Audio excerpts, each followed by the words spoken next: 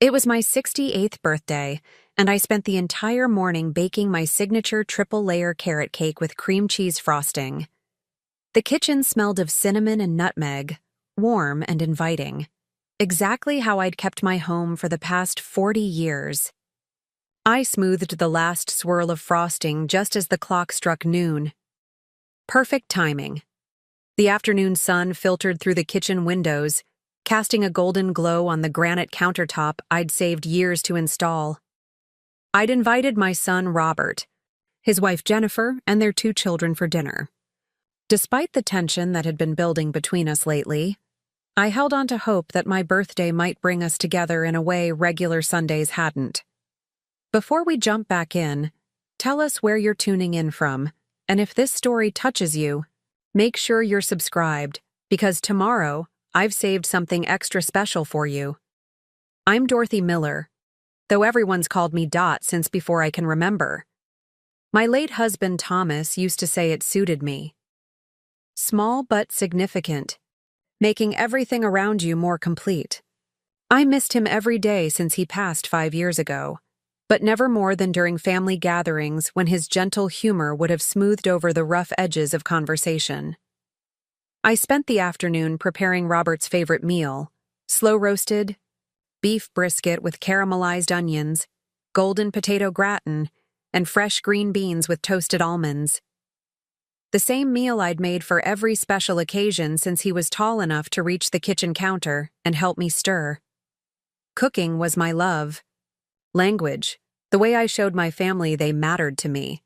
With Thomas gone, these shared meals had become even more precious. At precisely 5 o'clock, I heard the crunch of tires on the gravel driveway.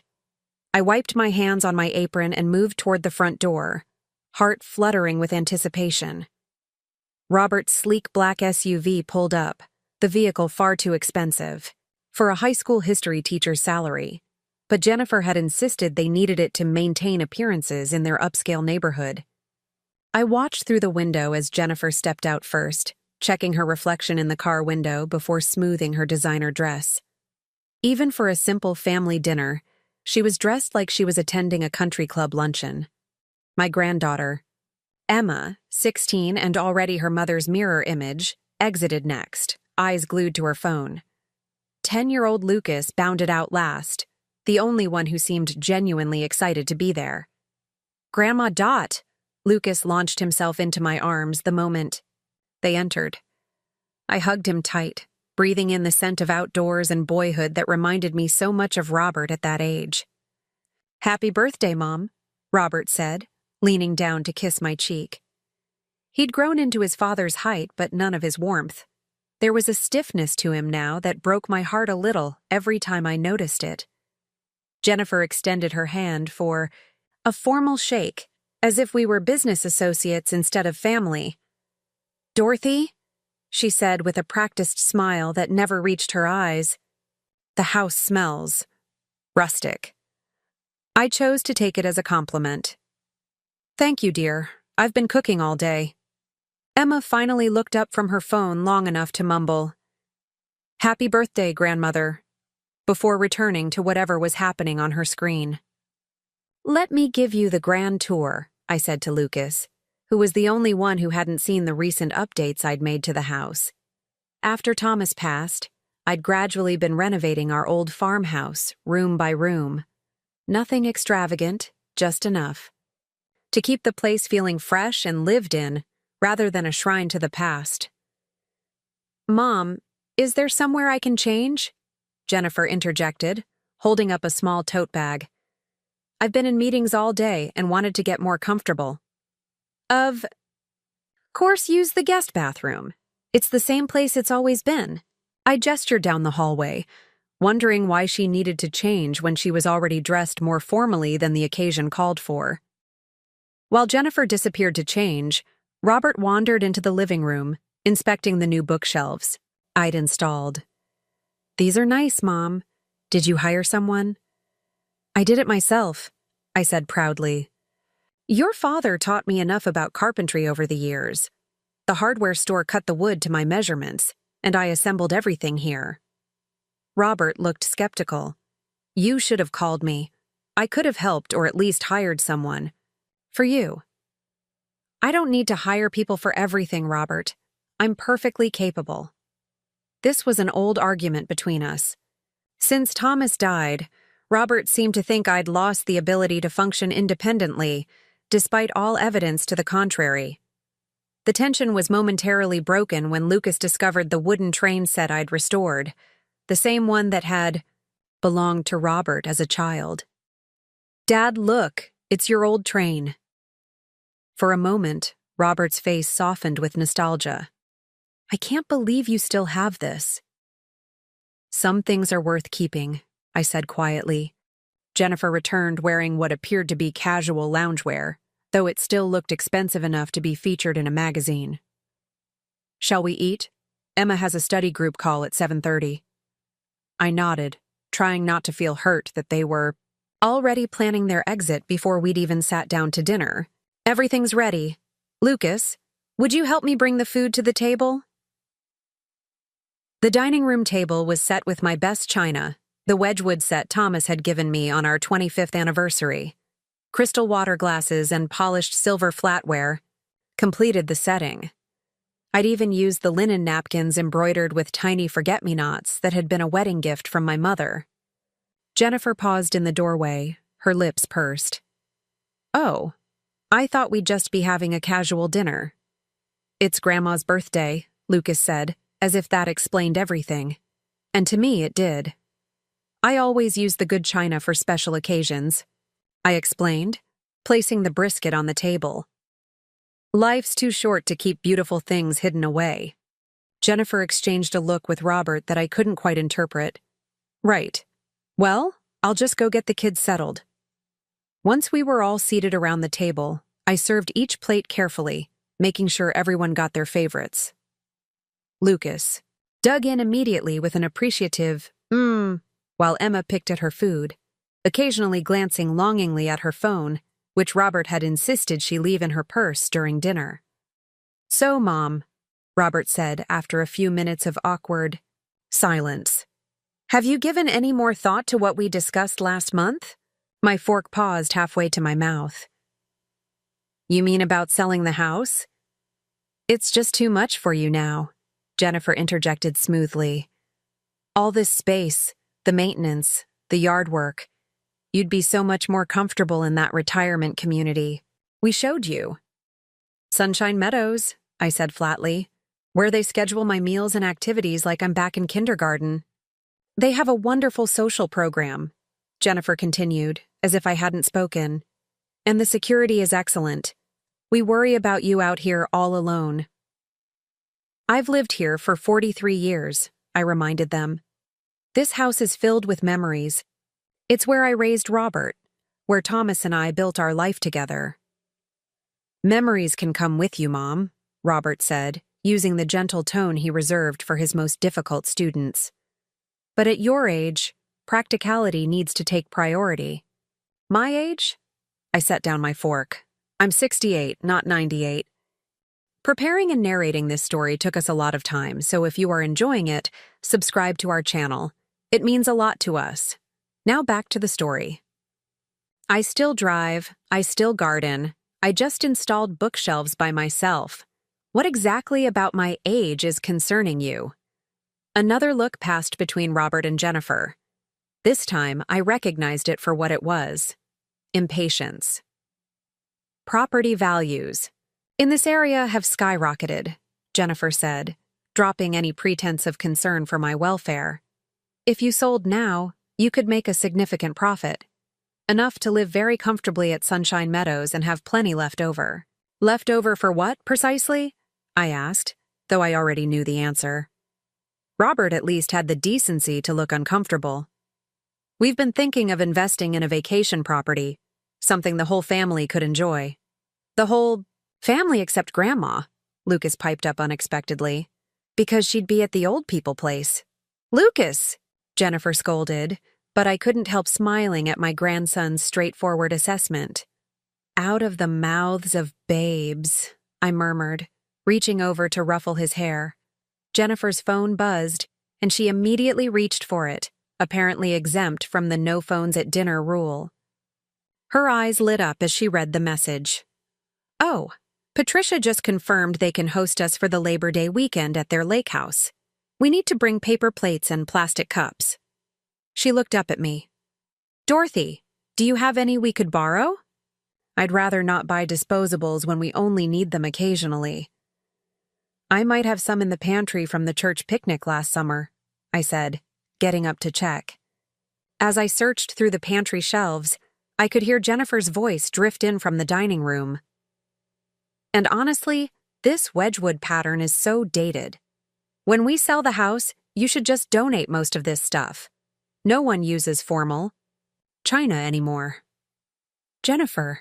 Robert's voice had a warning tone, probably remembering I was within earshot. What? I'm just being practical. My mother already has too many sets of china as it is, so we certainly don't need to inherit more. I returned to the dining room, paper plates in hand. Found some. Jennifer barely looked up. Great. Just set them aside for now. Oh, and could you pack up some of that cake for us to take home? Emma has that study session, so we can't stay. For dessert. Of course, I said, my birthday cake suddenly feeling very heavy in my stomach. Robert at least had the grace to look embarrassed. Maybe we could stay for a quick slice, Jen. It's Mom's birthday after all. Jennifer glanced at her watch. We really should get going soon. Traffic will be terrible if we wait much longer. I started clearing the plates, trying to hide my disappointment. This was becoming a pattern. Quick visits, conversations dominated by Jennifer's social calendar or thinly veiled suggestions about selling my home, and always an excuse to leave early.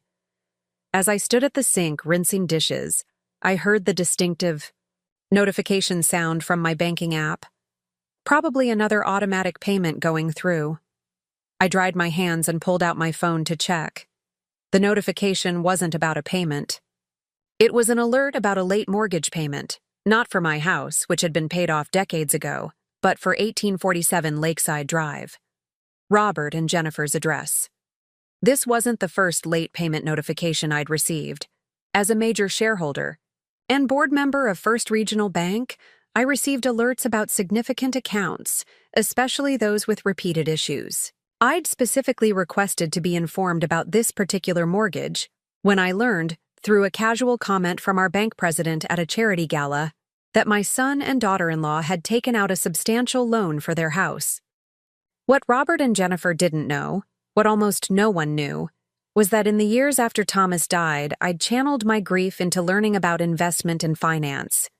Thomas had left me comfortable, but it was my own careful investing that had grown our modest savings into something substantial. Substantial enough that I now owned significant shares in several local businesses, including First Regional Bank. I slipped my phone back into my pocket just as Jennifer entered the kitchen, cake container in hand. We really should be going. Thank you for dinner, Dorothy. I turned around slowly, a decision crystallizing in my mind. 5 years of subtle dismissals, of being treated like a burden rather than a person with value to contribute. 5 years of watching my son become someone I barely recognized under Jennifer's influence. Before you go, I said calmly, I wanted to talk to you both about something important. Jennifer looked impatient, but Robert appeared in the doorway behind her. What is it, Mom? I'm not selling my house, I said firmly. Not now, not ever. This is my home, and I'm perfectly capable of maintaining it. Jennifer's smile tightened. Dorothy, we're just trying to help. You can't possibly— I can possibly quite a lot of things, I interrupted. For instance, I can possibly tell you that I'm well aware your mortgage payment is late. Again. The 3rd time this year, in fact. The color drained from Jennifer's face. How would you know that? Because I sit on the board of First Regional Bank, I said simply.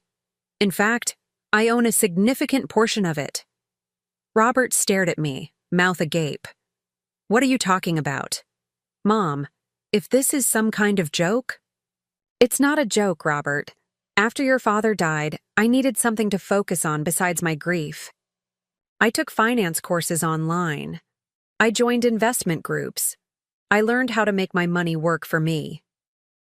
I moved to the refrigerator and pulled out a bottle of champagne I'd been saving. I was going to tell you tonight over cake and champagne, but since you're in such a hurry to leave, Jennifer looked like she might faint.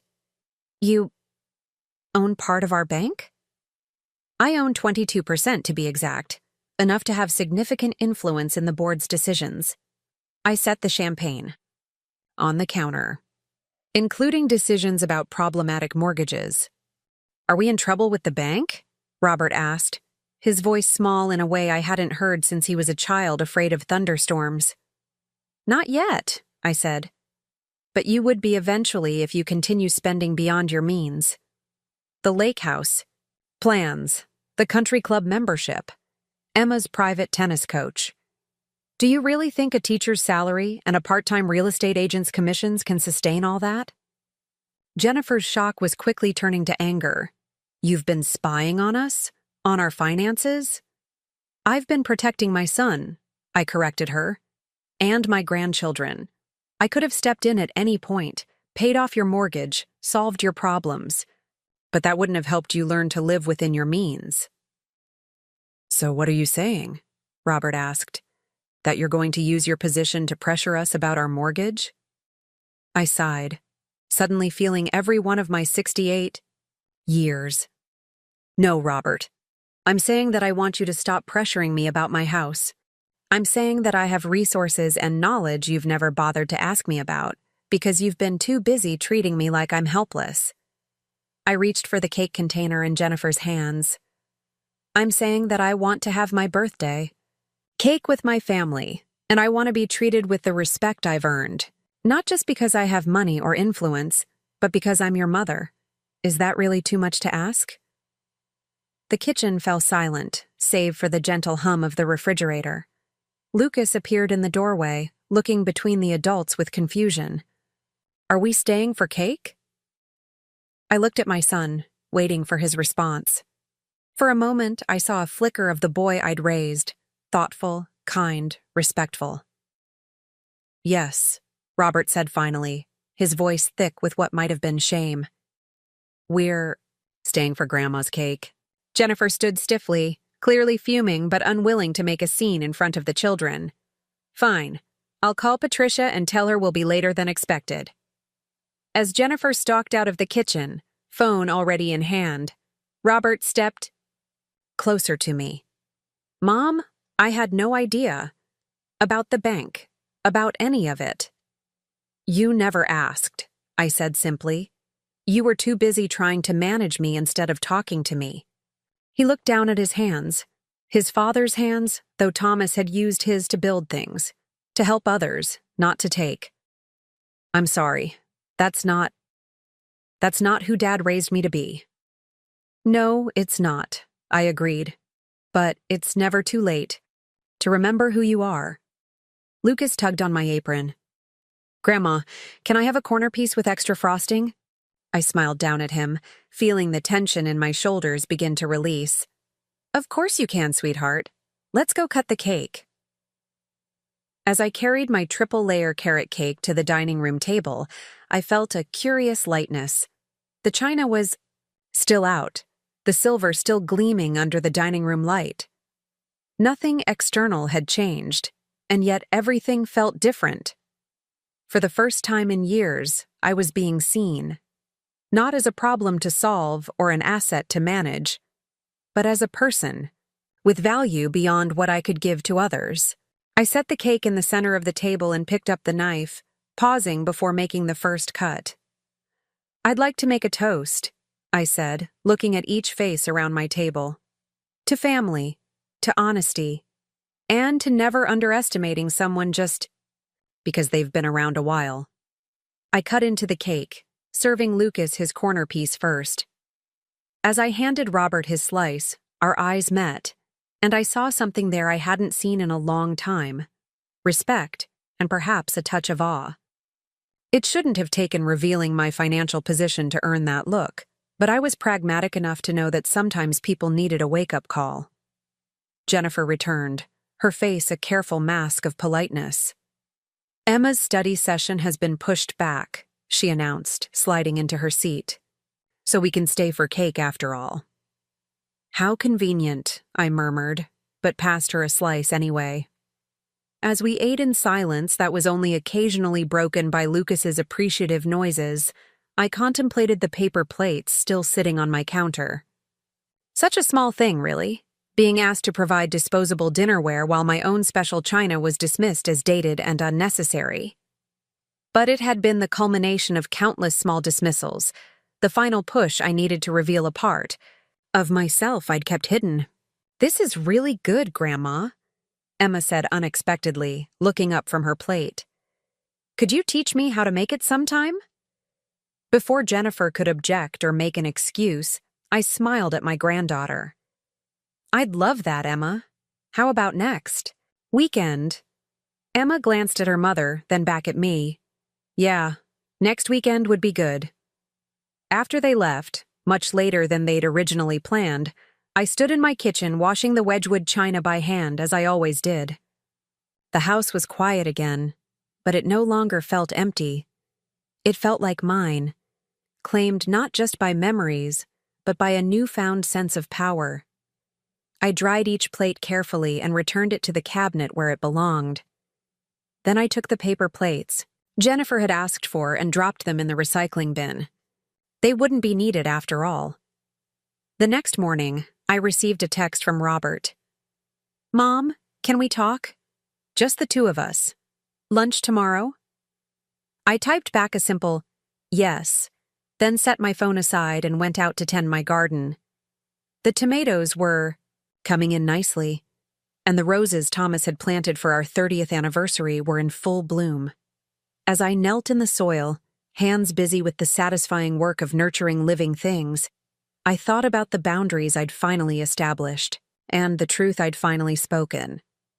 Sometimes, just like in gardening, you had to clear away what wasn't working to make room for new growth.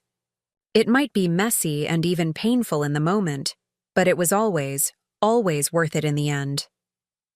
When Robert arrived for lunch the following day, he came alone and bearing a small gift bag. "Happy belated birthday, Mom," he said, looking more like himself than he had in years. Inside the bag was a delicate silver bracelet with a single charm, a miniature house. Attached was a card that read simply, "Your home is your castle. I'm sorry I forgot that." I fastened the bracelet around my wrist, feeling the weight of the little house against my skin. "It's beautiful, Robert. Thank you." "Mom, about the bank. About everything." He began, clearly struggling to find the right words. I reached across the table and took his hand. "You don't need to be embarrassed, but you do need to start making better financial decisions. Not because I'm on the bank's board, but because I want you to be secure and happy without the stress of living beyond your means." He nodded, squeezing my hand. "Jennifer and I had a long talk last night. A lot of things are going to change." "Good," I said, then added with a small smile. "And you can tell Jennifer she's welcome to use my china anytime, but the paper plates are off the table."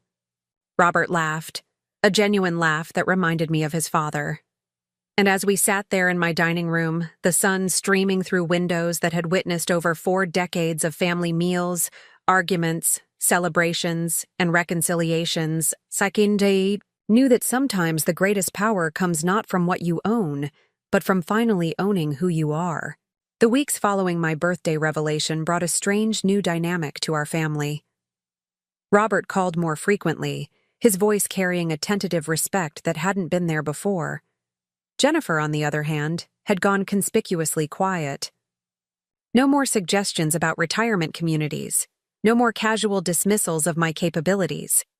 The awkward peace felt like walking on glass, pristine but precarious. It was during this delicate time that I received an unexpected invitation. To their home for Sunday dinner. "Emma specifically asked if you could come," Robert explained over the phone. "She wants to learn how to make your carrot cake." I agreed, of course. Any chance to connect with my granddaughter was worth navigating whatever undercurrents remained from our confrontation.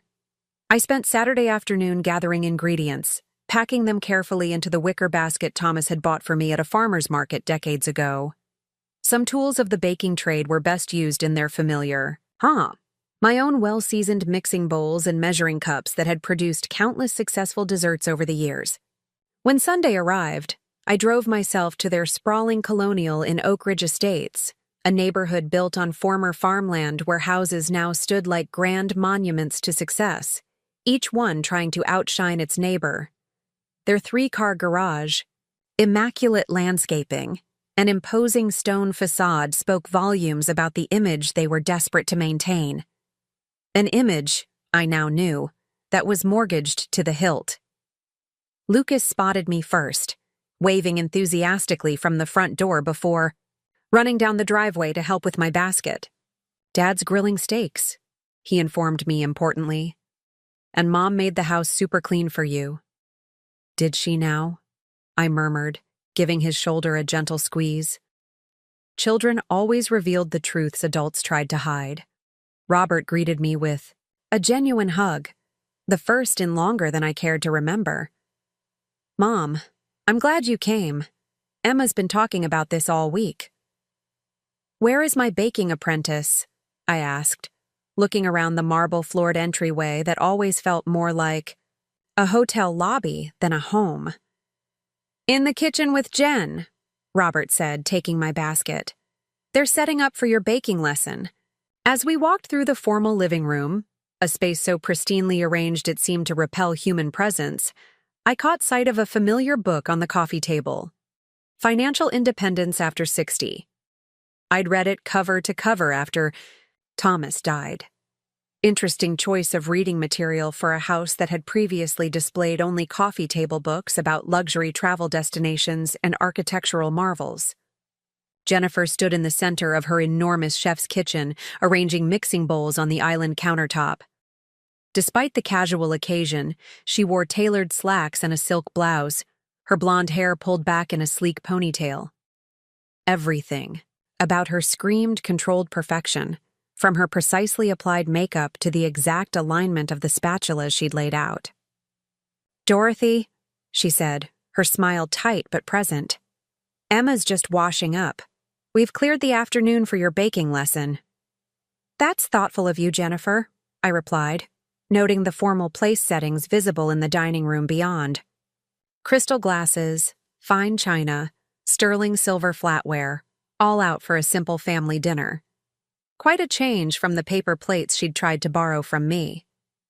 Emma appeared, hair tied back and hands still damp from washing. "Grandma, I got everything. Ready. Mom said we could use her special mixing bowls, but I told her you probably brought your own." "Smart girl," I said, unpacking my basket. "Bakers get attached to their tools. They develop a kind of memory over time." Jennifer hovered nearby, clearly uncomfortable with the disarray baking would bring to her immaculate kitchen, but trying not to show it. "Can I get you anything, Dorothy? Tea? Coffee?" "Coffee would be lovely," I answered, surprised by the genuine offer. "Black, please."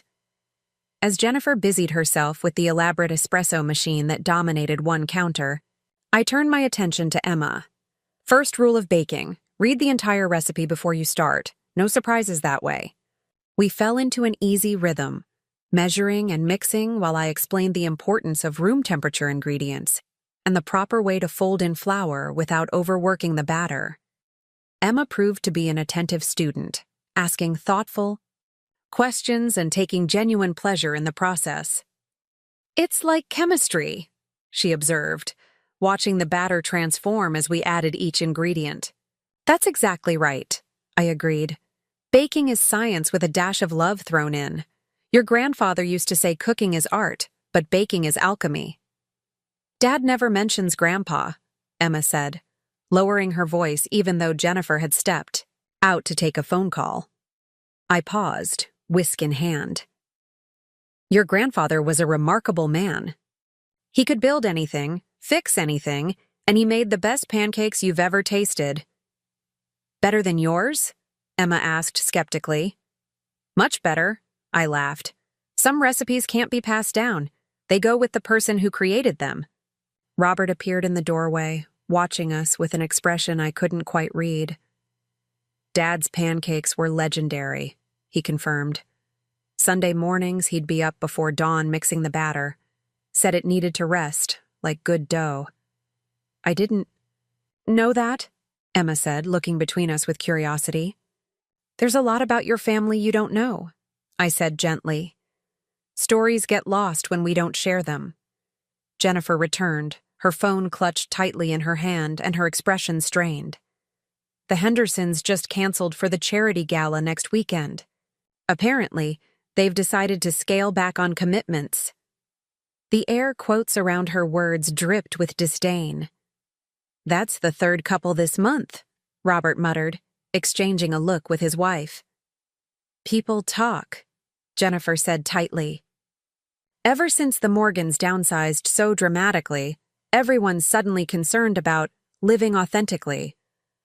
More scornful air quotes. It's becoming impossible to fill a table at these events. I focused on showing Emma how to properly grease and flour the cake pans, but my ears caught every word of this revealing exchange. The social fabric of their artificial world was beginning to fray, it seemed.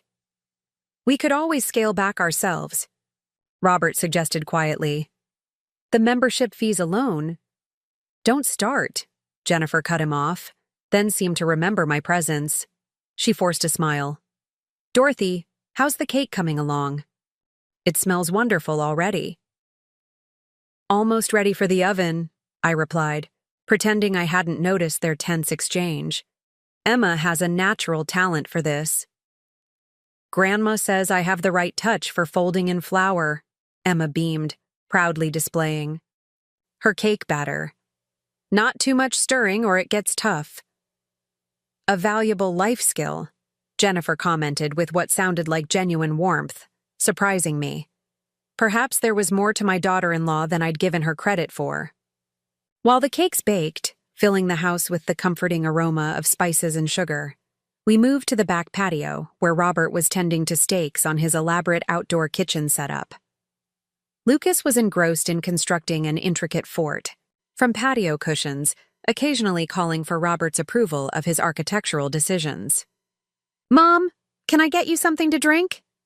Robert asked, gesturing to a well-stocked bar cart nearby. Wine? Gin and tonic?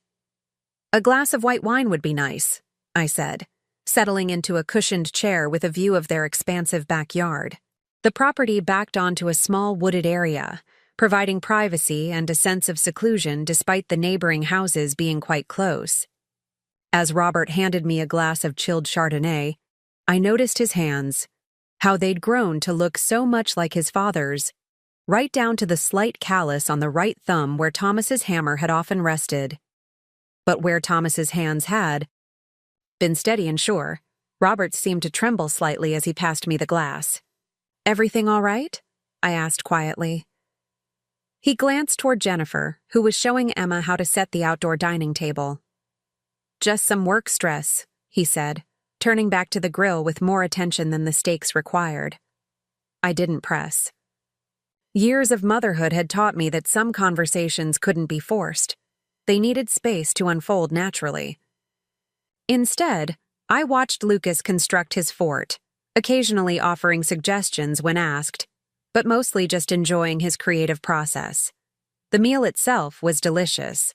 Perfectly grilled steaks, roasted vegetables, and a fresh salad. The conversation flowed more easily than I'd expected, mostly centered around Lucas's upcoming science fair project and Emma's debate team competitions. No mention of retirement communities, no subtle hints about my age or capabilities. Just family catching up, sharing stories, enjoying food together. It wasn't until we were enjoying slices of Emma's successful carrot cake that Jennifer cleared her throat and set down her fork. Dorothy, she began, her voice carrying that practiced smoothness I'd come to recognize as her business tone. I wanted to apologize for how I've treated you. Robert and I have had some illuminating conversations since your birthday. I took a small bite of cake, giving myself time to consider her words. Thank you, Jennifer. I appreciate that. I've realized I've been projecting some of my own insecurities onto you, she continued, looking uncomfortable but determined. My own mother was never self-sufficient. After my father died, she became completely dependent on me and my sister. I think I assumed the same would happen with you. This moment of vulnerability from Jennifer was unexpected. I'd spent years seeing her as a one-dimensional character in my life story, the cold, status-obsessed daughter-in-law. Now, watching her struggle to articulate something genuine, I glimpsed the complexity beneath her perfect facade. Our situations are quite different, I said gently, but I understand how easy it is to project our fears onto others. Robert reached over and took Jennifer's hand, a gesture of support I hadn't seen between them in years. We've been making some changes, he said. Practical changes. We've put the country club membership on pause, Jennifer added, looking like the admission physically pained her. And we're considering downsizing. This house. It's become more of a burden than a pleasure. I kept my expression neutral, though internally I was astonished by this turn of events. These are significant decisions. What brought them on? Robert and Jennifer exchanged glances. It was Robert who answered, his voice steadier than it had been all evening. Reality, Mom. We've been living beyond our means for years, accumulating debt that we justified as investments in our lifestyle. After your birthday, we took a hard look at our finances. It wasn't pretty. The mortgage is just the tip of the iceberg, Jennifer admitted, her perfect posture faltering slightly. Credit cards, personal loans, Emma's private school tuition, Lucas's summer programs. We've been drowning, but pretending we're just taking a luxurious bath. I couldn't help but smile at her analogy. Perhaps Jennifer had more self-awareness than I'd given her credit for. We'd like your advice, Robert said, the words clearly difficult for him to voice. Not your money, he added quickly. Just your wisdom. How did you and Dad manage to live so well within your means? How did you build financial security without sacrificing everything that makes life enjoyable? The question touched me deeply. For years, I'd felt invisible to my son and his wife, my lifetime of experience and knowledge dismissed as irrelevant in their modern world. Now, they were looking to me not as a burden or a problem to solve, but as a resource, someone with valuable insights to share. Your father and I had a simple philosophy, I began, setting down my fork to give the conversation my full attention. We distinguished between what would bring lasting joy and what would bring momentary pleasure. The house was worth the investment because it gave us a stable place to build memories and security. But cars? Those were just transportation, not status symbols. But surely you and Grandpa wanted nice things too, Emma interjected, surprisingly engaged in this adult conversation. Of course we did, sweetheart. We weren't saints or ascetics, but we waited until we could truly afford those things. Your grandfather drove the same pickup truck for 17 years. When he finally replaced it, he paid cash for a new one because he'd been saving a little each month specifically for that purpose. Robert nodded slowly. I remember that old blue Ford. I was embarrassed by it as a teenager. All my friends' parents had newer vehicles. And now? I asked softly. Now I wish I'd paid more attention to the lesson you were teaching, he admitted.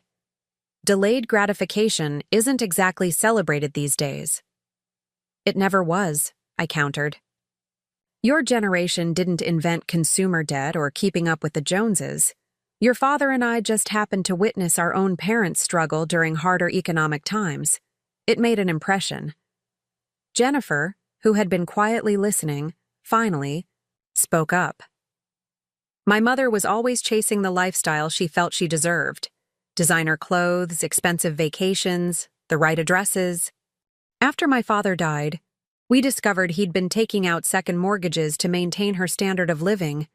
There was nothing left. Her revelation made so many pieces fall into place.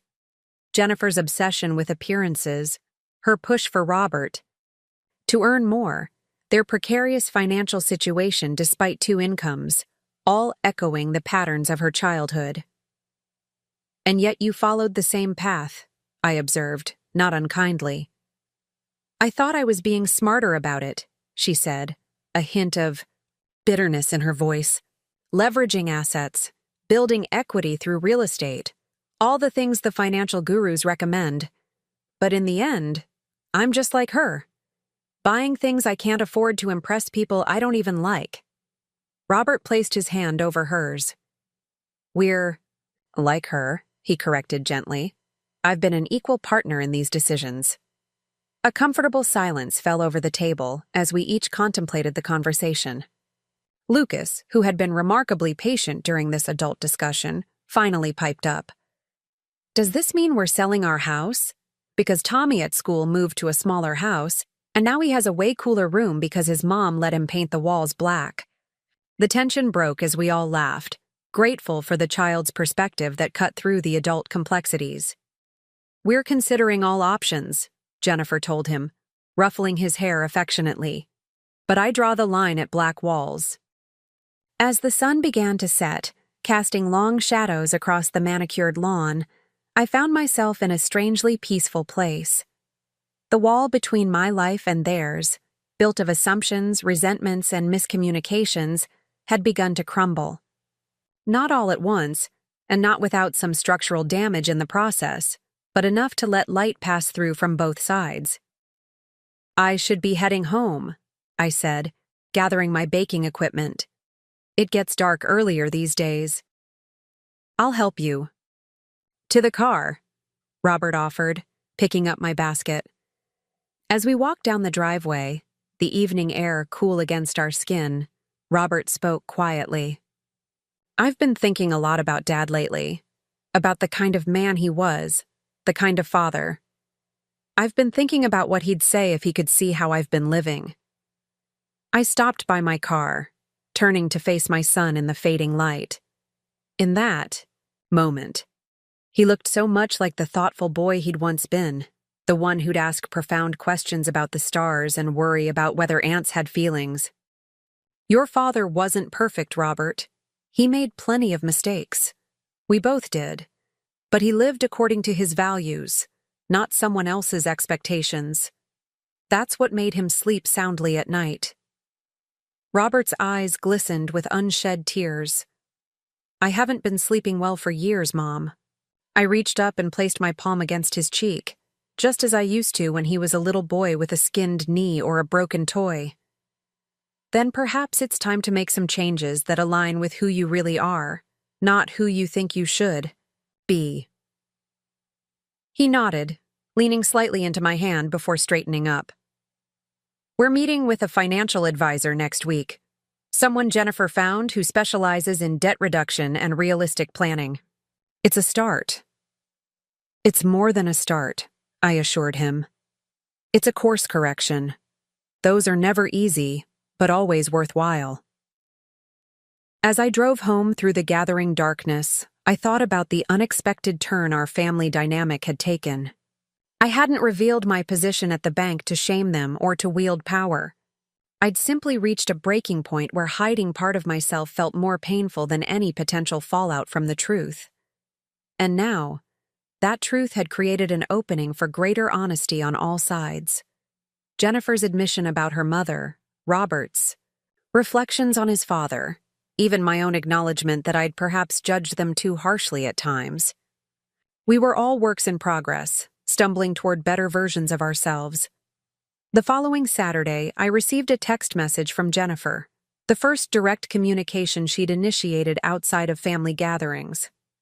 It contained a photo of Emma in my kitchen apron, which I'd apparently left at their house, proudly displaying a carrot cake she'd made on her own.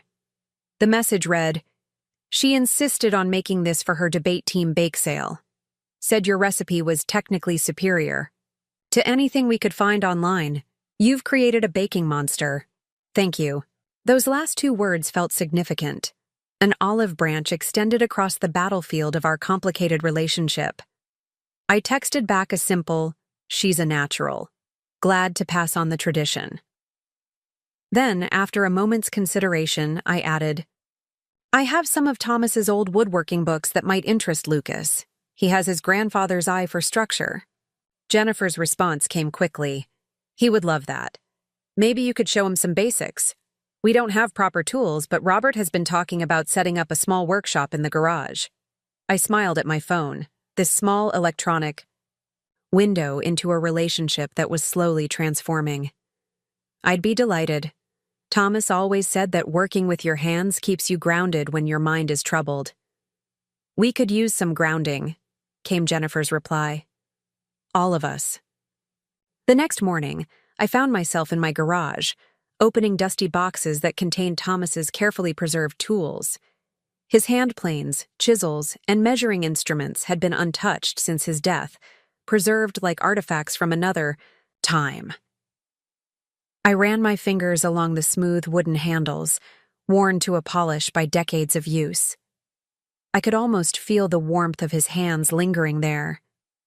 "These were waiting for the right moment," I said aloud to the empty garage, my voice echoing, slightly among the stored memories. "I think that moment has finally arrived." I selected a beginner's set of tools: a small hammer, a set of screwdrivers, a handsaw with a guard, and a few pieces of Thomas's prized oak that he'd been saving for a special project.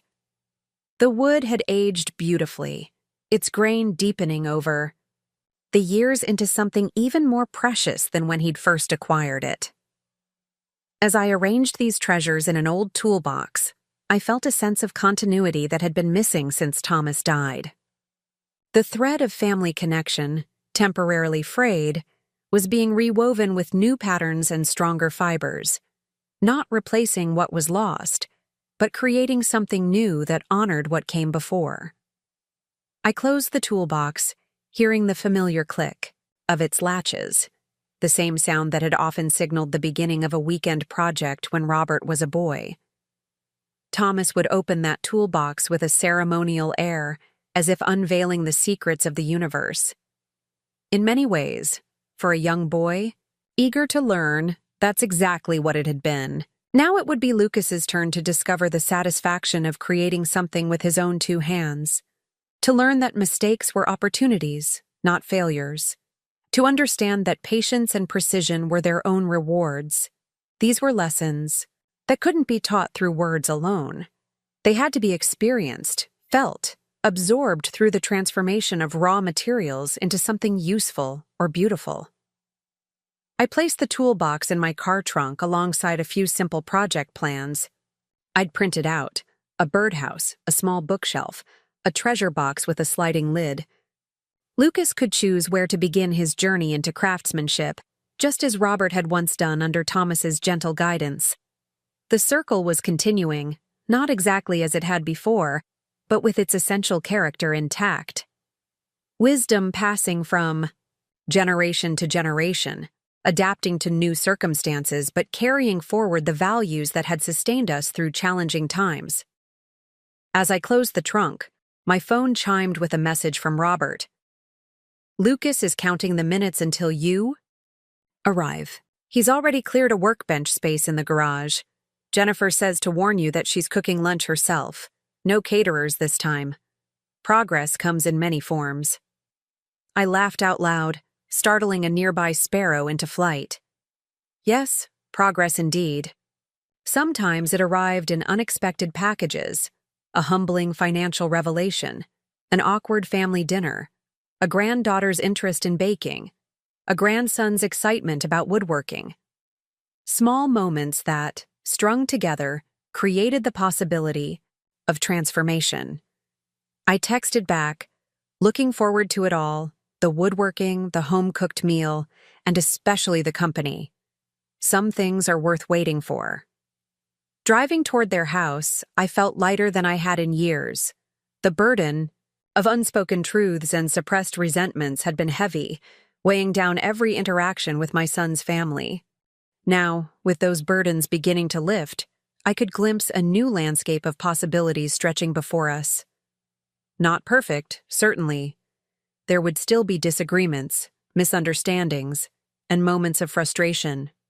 But somehow, revealing, my secret strength had created space for genuine connection rather than power struggles.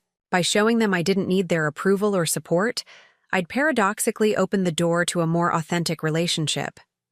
As I pulled into their driveway, I noticed subtle changes to the property. The ostentatious seasonal flower arrangements that had previously flanked the entrance were gone, replaced by simple potted herbs. The second luxury car that usually occupied the third garage bay was missing. Small adjustments, perhaps, but telling ones. Lucas burst through the front door. Before I'd even turned off the engine, his face alight with anticipation. Behind him, Robert emerged more slowly, a dish towel slung over his shoulder, a domestic image so reminiscent of Thomas that my heart seized momentarily. "Grandma's here with the tools," Lucas announced to the world at large. "Dad says I can build anything I want as long as it doesn't involve fire or breaking any major building codes." "Sound parameters," I agreed, popping the trunk. "Shall we see what treasures we've got to work with?" As Lucas peered into the toolbox with reverent wonder, Robert moved closer to me. "Thanks for doing this, Mom, for passing on Dad's legacy." "Some legacies can't stay boxed up forever," I replied, watching Lucas carefully lift one of Thomas's hand planes, testing its weight in his small hands. "They need to breathe, to continue growing." Robert nodded, understanding flowing between us without further words needed. We both watched as Lucas discovered the pieces of oak, running his fingers along the grain with instinctive appreciation. "Is this really for me to use?" he asked, eyes wide. "It looks expensive." "It's not about money," I told him, closing the trunk. "It's about potential. Your grandfather saved that wood for something special. I think he'd be very pleased to know it's going to help teach his grandson." Lucas clutched a piece to his chest as if he'd been given a sacred relic. In many ways, he had. "I'll be super careful with it," he promised solemnly. "Not too careful," I cautioned him with a wink. "The best projects come from being brave enough to make a few mistakes along the way." As we walked toward the house, Lucas running ahead with the news of our woodworking plans, Robert fell into step beside me. "Jennifer's inside preparing lunch. She's actually following a recipe, a first in recent memory. We've been making a lot of firsts lately." "First steps are always the hardest," I said, "but also the most important." He nodded, then hesitated before adding, "We've decided to sell the house. Not immediately, but we've started the process, looking at options, figuring out what we can realistically afford without stretching ourselves thin." The admission hung in the air between us, significant not just for its practical implications but for what it represented. A rejection of appearances in favor of substance, a choosing of contentment over status. "That's a courageous decision," I told him honestly. "Terrifying is more like it," he admitted with a wry smile. "But also liberating, somehow. Like we're finally making choices instead of just following a script." We paused at the threshold of the grand house that had never quite felt like a home. "It's just a building," I said quietly. "Home is what you create inside it. Your father and I moved 3 times before settling in the house where you grew up, but we were home in each place because we were together." Robert's eyes grew distant, with memory. "I barely remember the apartment we lived in when I was really little. Just fragments. The tire swing in the courtyard, the way the kitchen always smelled like coffee, the creaky floorboard by my bedroom." "But happy fragments," I noted. "Very happy," he confirmed. "Maybe that's what we've been missing. We've been so focused on having the perfect setting that we forgot to create the actual memories worth preserving." From inside came the sound of Jennifer's laughter mingled with Emma's voice, followed by Lucas calling for us to hurry up. The moment of reflection passed, but its impact lingered as we stepped inside to join the rest of the family. The kitchen was a controlled chaos of cooking activity, so different from the sterile perfection I'd grown accustomed to in Jennifer's domain. A light dusting of flour covered one counter, vegetable peelings gathered in a small compost bin, and something aromatic simmered on the stove. "Dorothy!" Jennifer greeted me, a smudge of what looked like tomato sauce on her cheek. "I hope you like lasagna. It's my grandmother's recipe, the one good thing she passed down to my mother, who passed it to me." "I love lasagna," I assured her, charmed by this new, less polished version of my daughter-in-law. "Can I help with anything?" "Actually, yes," she said, handing me a wooden spoon. "This sauce needs regular stirring while I finish the salad. Emma's handling garlic bread duty." The domestic scene was so unexpectedly normal, so refreshingly genuine compared to the carefully orchestrated performances of previous family gatherings. As I stirred the rich tomato sauce, listening to Emma describe her latest debate tournament victory, and watching Lucas spread out his potential woodworking projects on the breakfast table for Robert's input, I felt a sense of rightness settle over me. This natural, imperfect family interaction was what I'd been missing. Not grand gestures or formal recognition, but simple inclusion in the everyday fabric of their lives.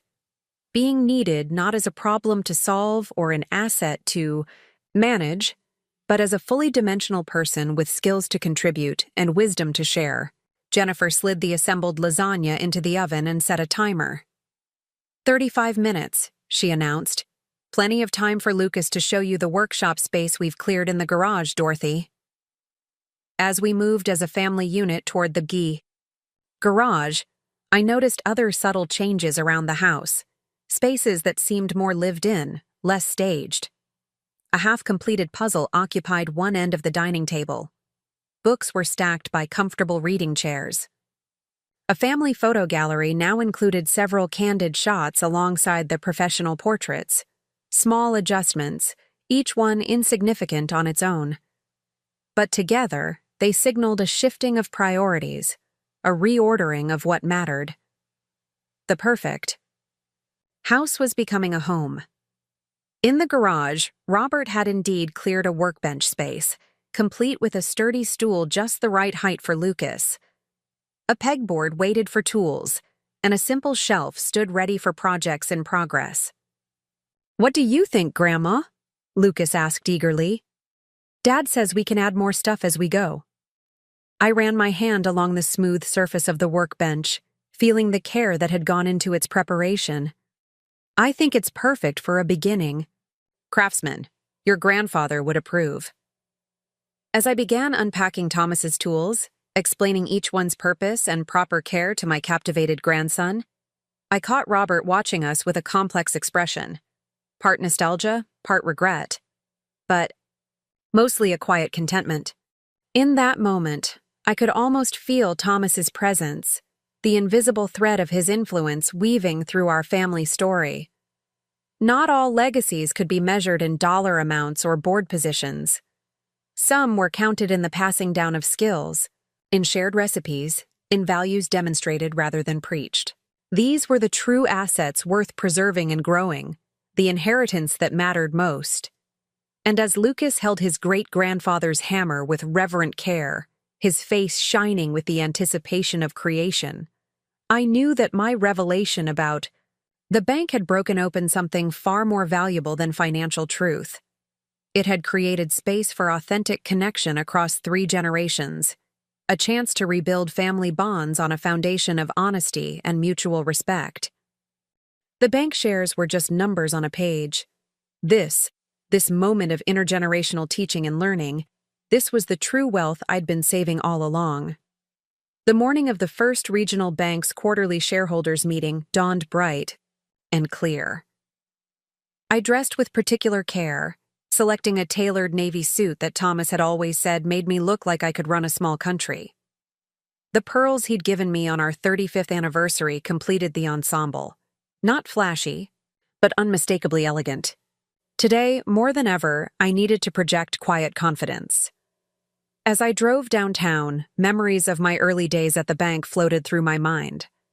5 years ago, I'd been a grieving widow seeking something, anything, to fill the endless, empty hours. Martin Greaves, the bank's president and Thomas's old college friend, had suggested I attend an investment seminar the bank was hosting. "Just to understand your options," he'd said gently. That first seminar had awakened something in me, a hunger for knowledge, a fascination with the intricate dance of numbers and markets that determined financial destinies. I'd signed up for more classes, joined investment groups, devoured books and articles. When Martin mentioned that a significant block of bank shares was becoming available, I'd seen an opportunity not just for financial growth, but for meaningful engagement with the community where Thomas and I had built our life together. Now, as I pulled into my reserved parking space, a perk of being a major shareholder, I thought about how far I'd come from those first tentative steps into the financial world. The security guard greeted me by name as I entered the imposing brick building, and several staff members nodded respectfully as I made my way to the elevator. The boardroom on the top floor was already buzzing with conversation when I arrived. Martin spotted me immediately and came over, his hand extended, in greeting. "Dorothy, excellent timing. There's someone I'd like you to meet before we begin." He guided me toward a distinguished-looking woman in her early 50s. "This is Catherine Wong, our new commercial lending director. Catherine, this is Dorothy Miller, one of our most valued board members." Catherine's handshake was firm, her gaze direct. "A pleasure to meet you, Mrs. Miller. I've heard wonderful things about your contributions to the Loan Review Committee. Please, call me Dorothy. And thank you, though I suspect Martin exaggerates my modest input." Martin chuckled. "Hardly modest. Your perspective has been invaluable, especially on community development projects. Not everyone can balance financial sense with genuine concern for neighborhood impact." As more board members and shareholders arrived, we took our seats around the polished mahogany table. I noticed several glances of curiosity directed my way. Unusual, as I typically maintained a low profile at these meetings despite my substantial ownership stake. The whispers made sense when Martin called the meeting to order and introduced the first agenda item: proposed revision to the Mortgage Assistance Program, as recommended by board member Dorothy Miller. My proposal wasn't radical, simply an expansion of the existing program that helped homeowners facing temporary financial hardship. Under the current rules, only those with perfect payment histories qualified for assistance. My suggestion was to extend eligibility to those with minor late payment histories, but demonstrable commitment to financial recovery. The data suggests that with proper support, 92% of these homeowners successfully stabilize their situations, I explained, gesturing to the charts displayed on the presentation screen. By helping them avoid foreclosure, we not only fulfill our community responsibility, but also protect our own financial interests. Foreclosures are costly for everyone involved.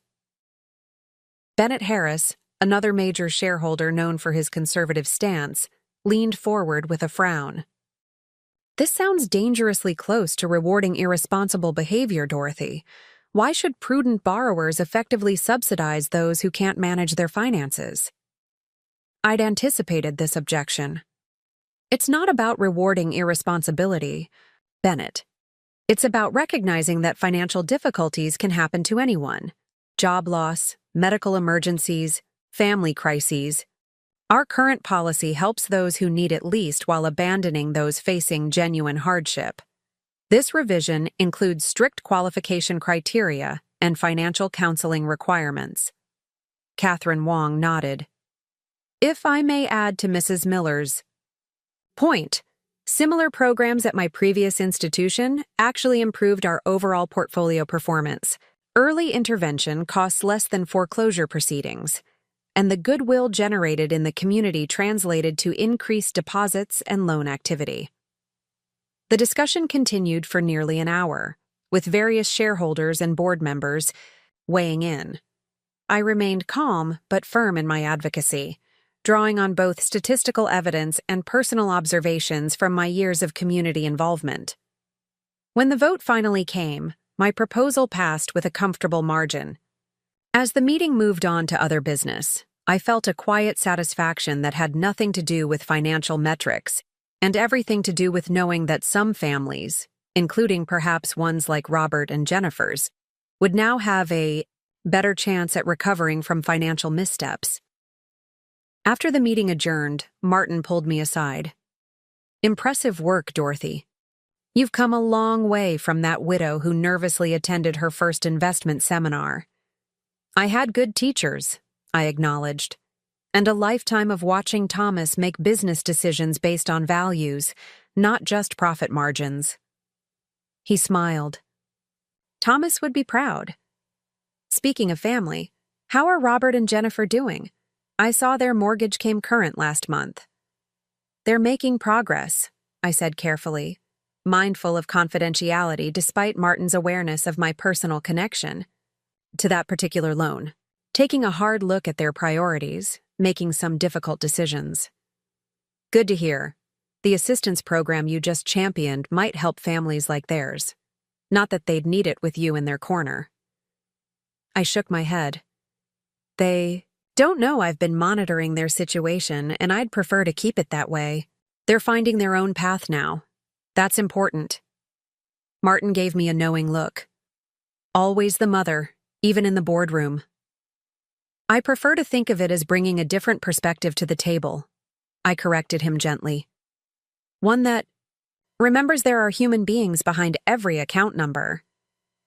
As I gathered my materials to leave, Catherine approached me again. "Mrs. Miller, Dorothy, I wanted to tell you how much I admire what you did today. It's refreshing to see someone leverage their position to create meaningful policy change." "Thank you, Catherine, though I suspect my proposal would have fallen flat without your expert support," she smiled. "Perhaps we could continue this conversation over lunch sometime?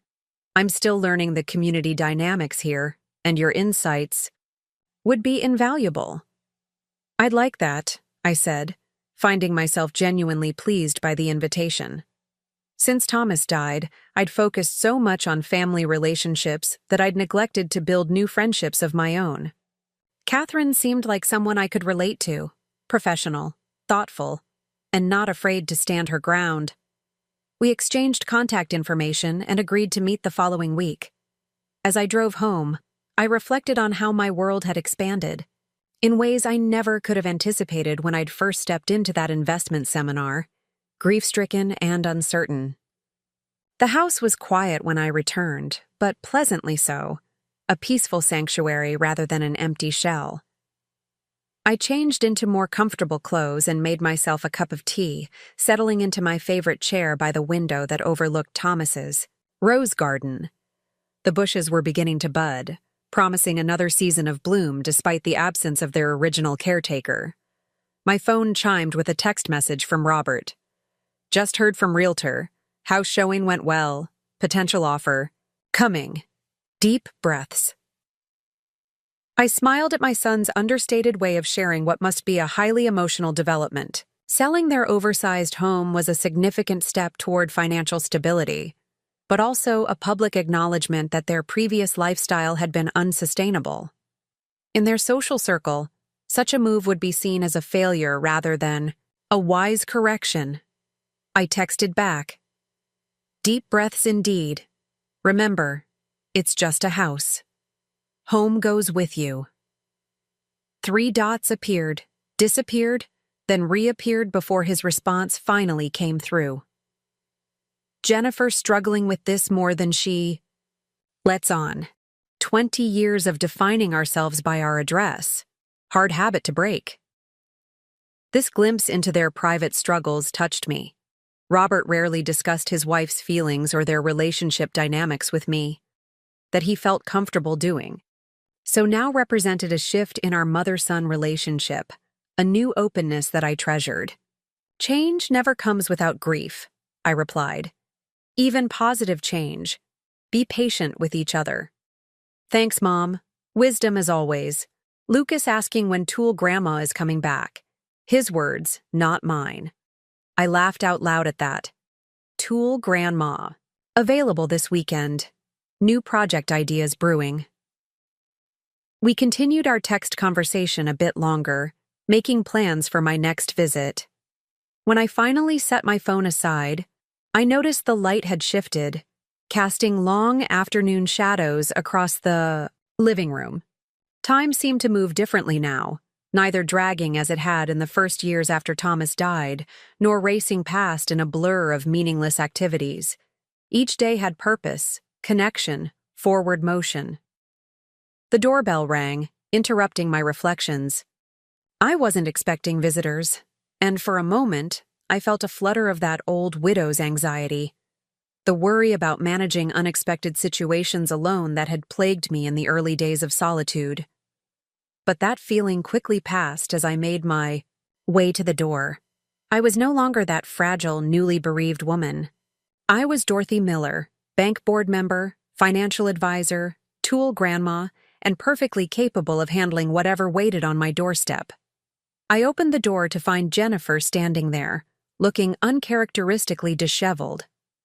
Her normally perfect hair was pulled back in a hasty ponytail, and she wore jeans and a simple sweater instead of her usual polished ensemble.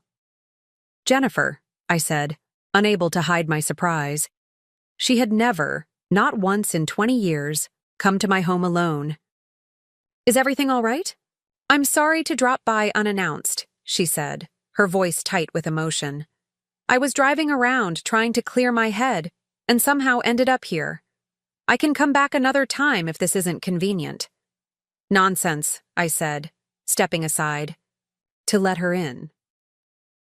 "I've just made tea. Would you like some?" She nodded gratefully and followed me into the kitchen, her eyes taking in her surroundings with what seemed like fresh interest. While I poured her tea, she wandered to the large window overlooking the backyard. "You have a beautiful garden," she said softly. "I never really noticed before." "Thank you. It was Thomas's domain originally, but I've been learning. Plants are surprisingly forgiving of novice mistakes." Jennifer accepted the mug I offered and took a seat at the kitchen table, the same solid oak table where Robert had done his homework, where Thomas and I had planned vacations and paid bills and navigated life's challenges together. "The realtor thinks we'll have an offer by tomorrow," she said abruptly, staring into her tea. "Below asking price, but reasonable in this market." "Robert mentioned the showing went well," I said neutrally, sitting across from her. "It did. The couple loved the kitchen. The wife kept talking about holiday meals and family gatherings." Jennifer's voice caught slightly. "All the things I imagined when we bought the place, before it became just another status symbol." I waited, sensing she needed space to continue at her own pace. "I keep telling myself it's the right decision," she went on after a moment. "Financially, logically, practically, it makes perfect sense. So why does it feel like I'm losing a piece of myself?" The vulnerability in her question struck me. This wasn't the polished, controlled Jennifer I'd known for 2 decades. This was someone wrestling with the same human insecurities we all face, the gap between who we are and who we present to the world. "Because we invest our identities in our possessions," I said gently. "I did the same thing after Thomas died. My identity had been so wrapped up in being his wife that I didn't know who I was without him. It took time to remember that I was still myself, still Dorothy, even without that defining relationship." Jennifer looked up, surprise evident in her expression. "I never thought about it that way, that you might have gone through something similar." "Different circumstances, same essential challenge," I offered. "Who are we when the external markers change? What remains when the trappings fall away?" She nodded slowly. "That's exactly it. I've been Jennifer who lives in Oak Ridge Estates for so long that I'm not sure who Jennifer who lives in a modest townhouse will be." "Whoever you want her to be," I suggested. "That's the opportunity hidden within the challenge. You get to rediscover yourself underneath all those expectations and assumptions." Jennifer took a sip of her tea, her hands curled around the mug as if drawing strength from its warmth. "I've been unfair to you," she said suddenly. "For years. dismissive, condescending even. Her directness caught me off guard. I'd expected to discuss houses and finances, not navigate personal confessions. We've had our challenging moments, I acknowledged diplomatically. No, she insisted, setting down her mug with a decisive tap. Let's be honest. I treated you like you were irrelevant, a relic from another era who couldn't possibly understand our modern lives. I pushed Robert to do the same.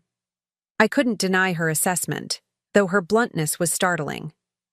May I ask what brought on this realization? Watching you with Emma and Lucas, seeing how you connect with them on their level without trying to control or improve them. They're just themselves with you. Authentic. She paused, struggling visibly with her next words. My mother always made me feel like I wasn't enough. Not pretty enough, not accomplished enough, not socially connected enough. I've spent my whole adult life trying to prove her wrong by acquiring all the external markers of success. And now you're letting some of those markers go, I observed. Yes, and it's terrifying. What if she was right all along? What if I'm not enough without the big house and the country club membership and the designer wardrobe? The pain in... Her question was so raw, so genuine, that I found myself reaching across the table to cover her hand with mine. A gesture of connection I would never have attempted just a few months earlier. Jennifer, listen to me. You are raising two remarkable children. You've built a marriage that's weathering significant challenges. You're facing difficult truths with courage instead of denial. Those achievements say far more about your worth than any address or membership card. Tears welled in her eyes. You sound like my grandmother. She was the only one who ever made me feel like I had inherent value. She died when I was 15, and I've been chasing external validation ever since. Tell me about her, I invited, recognizing an opportunity to see Jennifer through a different lens, not as my sometimes difficult daughter-in-law, but as a woman with her own complex history that had shaped her just as mine had shaped me. For the next hour, Jennifer shared stories about her grandmother, a practical, no-nonsense woman who had managed a small family business while raising 5 children, who had taught Jennifer to make lasagna from scratch and to always look people in the eye when speaking to them, who had believed that character mattered more than circumstances. She would be so disappointed in what I've become, Jennifer concluded, wiping away tears that had fallen freely during her reminiscences. I'm not so sure, I countered. The woman you're describing valued honesty and courage. You're showing both right now. Maybe she'd be proud to see you finding your way back to the values she tried to instill. Jennifer looked around my kitchen with new eyes. Your home feels so peaceful, authentic, like it reflects who you really are instead of who you're trying to impress. It wasn't always this way, I admitted. After Thomas died, I kept everything exactly as it had been, as if preserving the house could somehow preserve him too. It took me almost 2 years to realize that he would want me, to make this space my own, to let it evolve just as I was evolving. That's what Robert says we need to do with wherever we move next. Start fresh. Create a home that reflects who we are now, not who we were trying to be. Robert can be surprisingly insightful when given the chance, I observed with a small smile. Jennifer actually laughed at that, a genuine sound I'd rarely heard from her. He gets it from you, you know, that thoughtfulness. I always envied how easily he could step back and see the bigger picture while I was caught up in details and appearances. Our conversation continued, flowing more naturally than any we'd had in 20 years of family gatherings. As the afternoon light began to wane, Jennifer finally glanced at her watch and sighed. I should get back. Emma has a debate tournament tomorrow and I promised to help her prepare. Of course, I said, rising to walk her to the door. Thank you for coming by, Jennifer. I've enjoyed our talk. She hesitated at the threshold, then turned to face me fully. I've spent 20 years treating you as competition instead of family. That's going to change. I just wanted you to know that. I appreciate that, I said simply. And I look forward to getting to know the real Jennifer better. After she left, I stood at the window watching her car pull away, feeling a curious mixture of emotions. There had been more honesty in those 2 hours than in 2 decades of carefully choreographed family interactions. Whether this represented a genuine turning point or merely a moment of vulnerability in a time of stress remained to be seen. But it was a beginning. An opening where before there had been only walls. I returned to the kitchen to wash our mugs, my mind still processing our unexpected conversation. The phone rang just as I was drying my hands, the landline I kept mainly out of habit and because some older friends preferred it to my cell phone. Dorothy Miller speaking, I answered. Mrs. Miller, this is Agnes Wright from the Community Library Board. I hope I'm not disturbing you. Not at all, Agnes. What can I do for you? Well, as you know, we've been discussing the expansion project for the children's section, and we're finally ready to move forward with fundraising. Given your experience on the bank board and your community connections, we were hoping you might consider chairing the fundraising committee. I felt a small thrill at the invitation.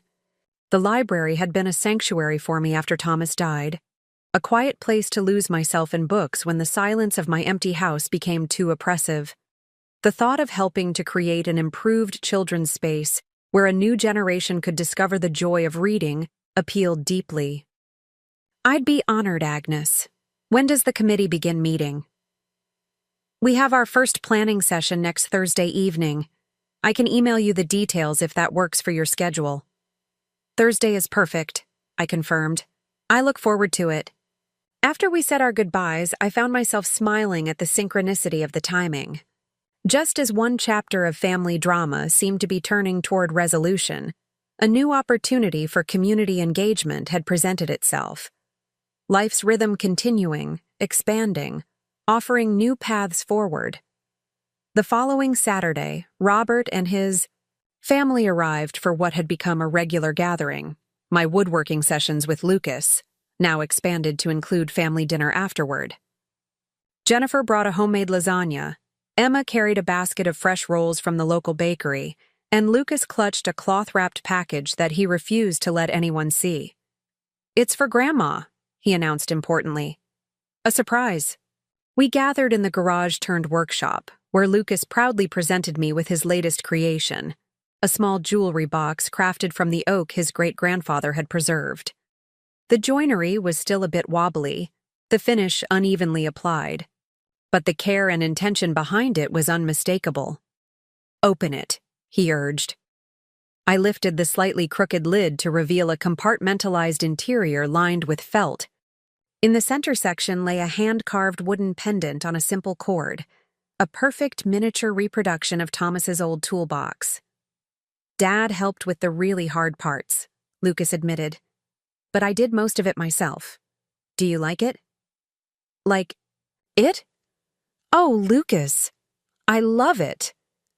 My voice caught as I lifted the pendant, turning it to admire the tiny details, even the worn spot on the handle where Thomas's thumb had rubbed the metal smooth over decades of use.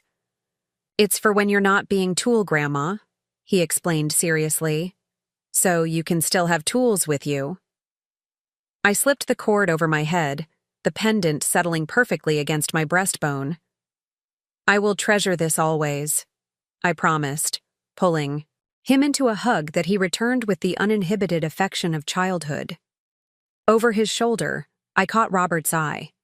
My son stood watching us, his expression a complex mixture of pride and something deeper, perhaps recognition of the healing taking place across generations, the mending of connections that had frayed but not broken.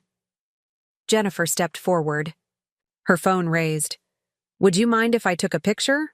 This moment deserves to be remembered." "Of course," I agreed, keeping one arm around Lucas while reaching out the other toward Robert. "Come join us. Family photo." Robert moved to my side, and Jennifer beckoned Emma over from where she'd been examining the woodworking tools with unexpected interest. "You too, Em. Get in here." To my surprise, Jennifer handed her phone to Emma and stepped into the frame herself, completing our family circle. The moment felt significant, not just the photograph itself, but Jennifer's choice to be in it rather than merely documenting from a distance. After capturing several shots, we moved inside for dinner. The conversation flowed easily around my dining table, touching on Emma's debate victories, Lucas's science project, the promising house offer Robert and Jennifer had received, and my new role on the library fundraising committee. "You're building quite the post-retirement career, Mom," Robert observed. "Bank board, library committee. What's next, running for mayor?" I laughed. "Hardly, though I am enjoying discovering new ways to contribute." "You should talk to Mrs. Hayes at my school," Lucas piped up. "She's always looking for volunteers to help with the reading program. You'd be good at that, Grandma." "That's a wonderful suggestion," Jennifer said, surprising me with her enthusiasm. "Dorothy, you have such a calming presence. Children would respond well to that." The casual compliment, delivered without a hint of the condescension that had once characterized our interactions, warmed me deeply. "I'll consider it," I said. "Though with woodworking lessons and library commitments, my dance card is filling quickly."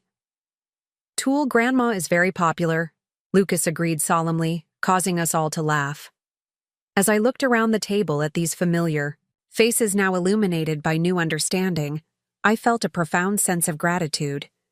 Not just for the improved relationships, but for the journey that had brought us here, difficult and painful as parts of it had been. 5 years ago, I'd been a shell of myself, defined entirely by loss. Now I sat at the center of a web of meaningful connections, engaged in work that mattered, passing on legacies that would outlive me. The financial security I'd built had opened doors, certainly, but it was the courage to walk through them, to reveal my true self, to set boundaries, to demand respect, that had truly transformed my life. After dinner, while Robert and Lucas cleared the table, a chore division that would have been unthinkable months ago, Jennifer drew me aside. "I wanted to let you know," she said quietly. "We accepted the offer on the house this morning. Close in 45 days. That was quick," I observed. "How are you feeling about it?" She took a deep breath. "Lighter than I expected, like setting down a heavy suitcase I've been carrying too long." She glanced toward the kitchen, where Robert and Lucas were engaged in some sort of dish towel duel, their laughter floating back to us. "We found a townhouse in Riverview Commons. It's nowhere near as grand, but it has a small garden and a community pool. The best part is, our mortgage payment will be less than half what we're paying now." "Riverview Commons is a lovely area," I said, genuinely pleased by their choice. The neighborhood was established, diverse, and known for its strong community spirit rather than its prestige. Close enough for frequent visits, but still your own space. Jennifer nodded. "That was a consideration. We want the children to be able to see you easily." She hesitated, then added, "And we'd like your input on making the new place feel like home. You have a gift for that, creating spaces that feel authentic and comfortable." The request touched me deeply. After years of having my taste dismissed as outdated and my input unwelcome, this invitation represented a profound shift in our relationship. "I'd be honored to help," I said simply. As the evening wound down and the family prepared to leave, Emma surprised me with a somewhat awkward hug. "Thanks for dinner, Grandma, and for helping Lucas with his projects. He talks about you all the time." "You're welcome anytime," I told her. "Even without the rest of the family, if you ever want a quiet place to study or just talk." She nodded, a thoughtful expression crossing her face. "Maybe. Maybe you could teach me to bake something sometime, not for Instagram or anything. Just because. Just because is the best reason," I agreed, feeling a quiet joy at this tentative reaching out from my teenage granddaughter.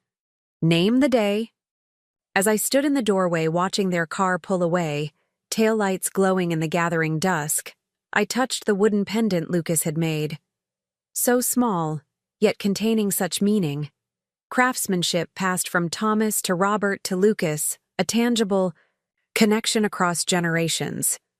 The house felt different when I closed the door. Not empty, but peacefully quiet. A sanctuary that was uniquely mine, yet open to those I loved on terms we were all still learning to negotiate.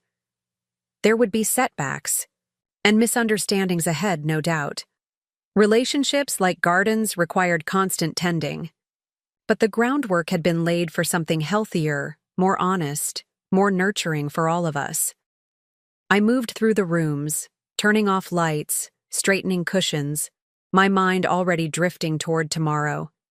I had financial reports to review for the next bank meeting, woodworking plans to sketch for Lucas's continuing education, and notes to prepare for my first library fundraising committee gathering. At 68, my life was fuller and more purposeful than it had been at 48.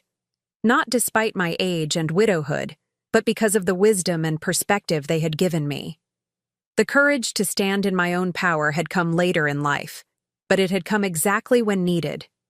As I prepared for bed, I caught sight of my reflection in the bathroom mirror. Silver hair framing a face lined by years of experience, the wooden toolbox pendant resting against my nightgown.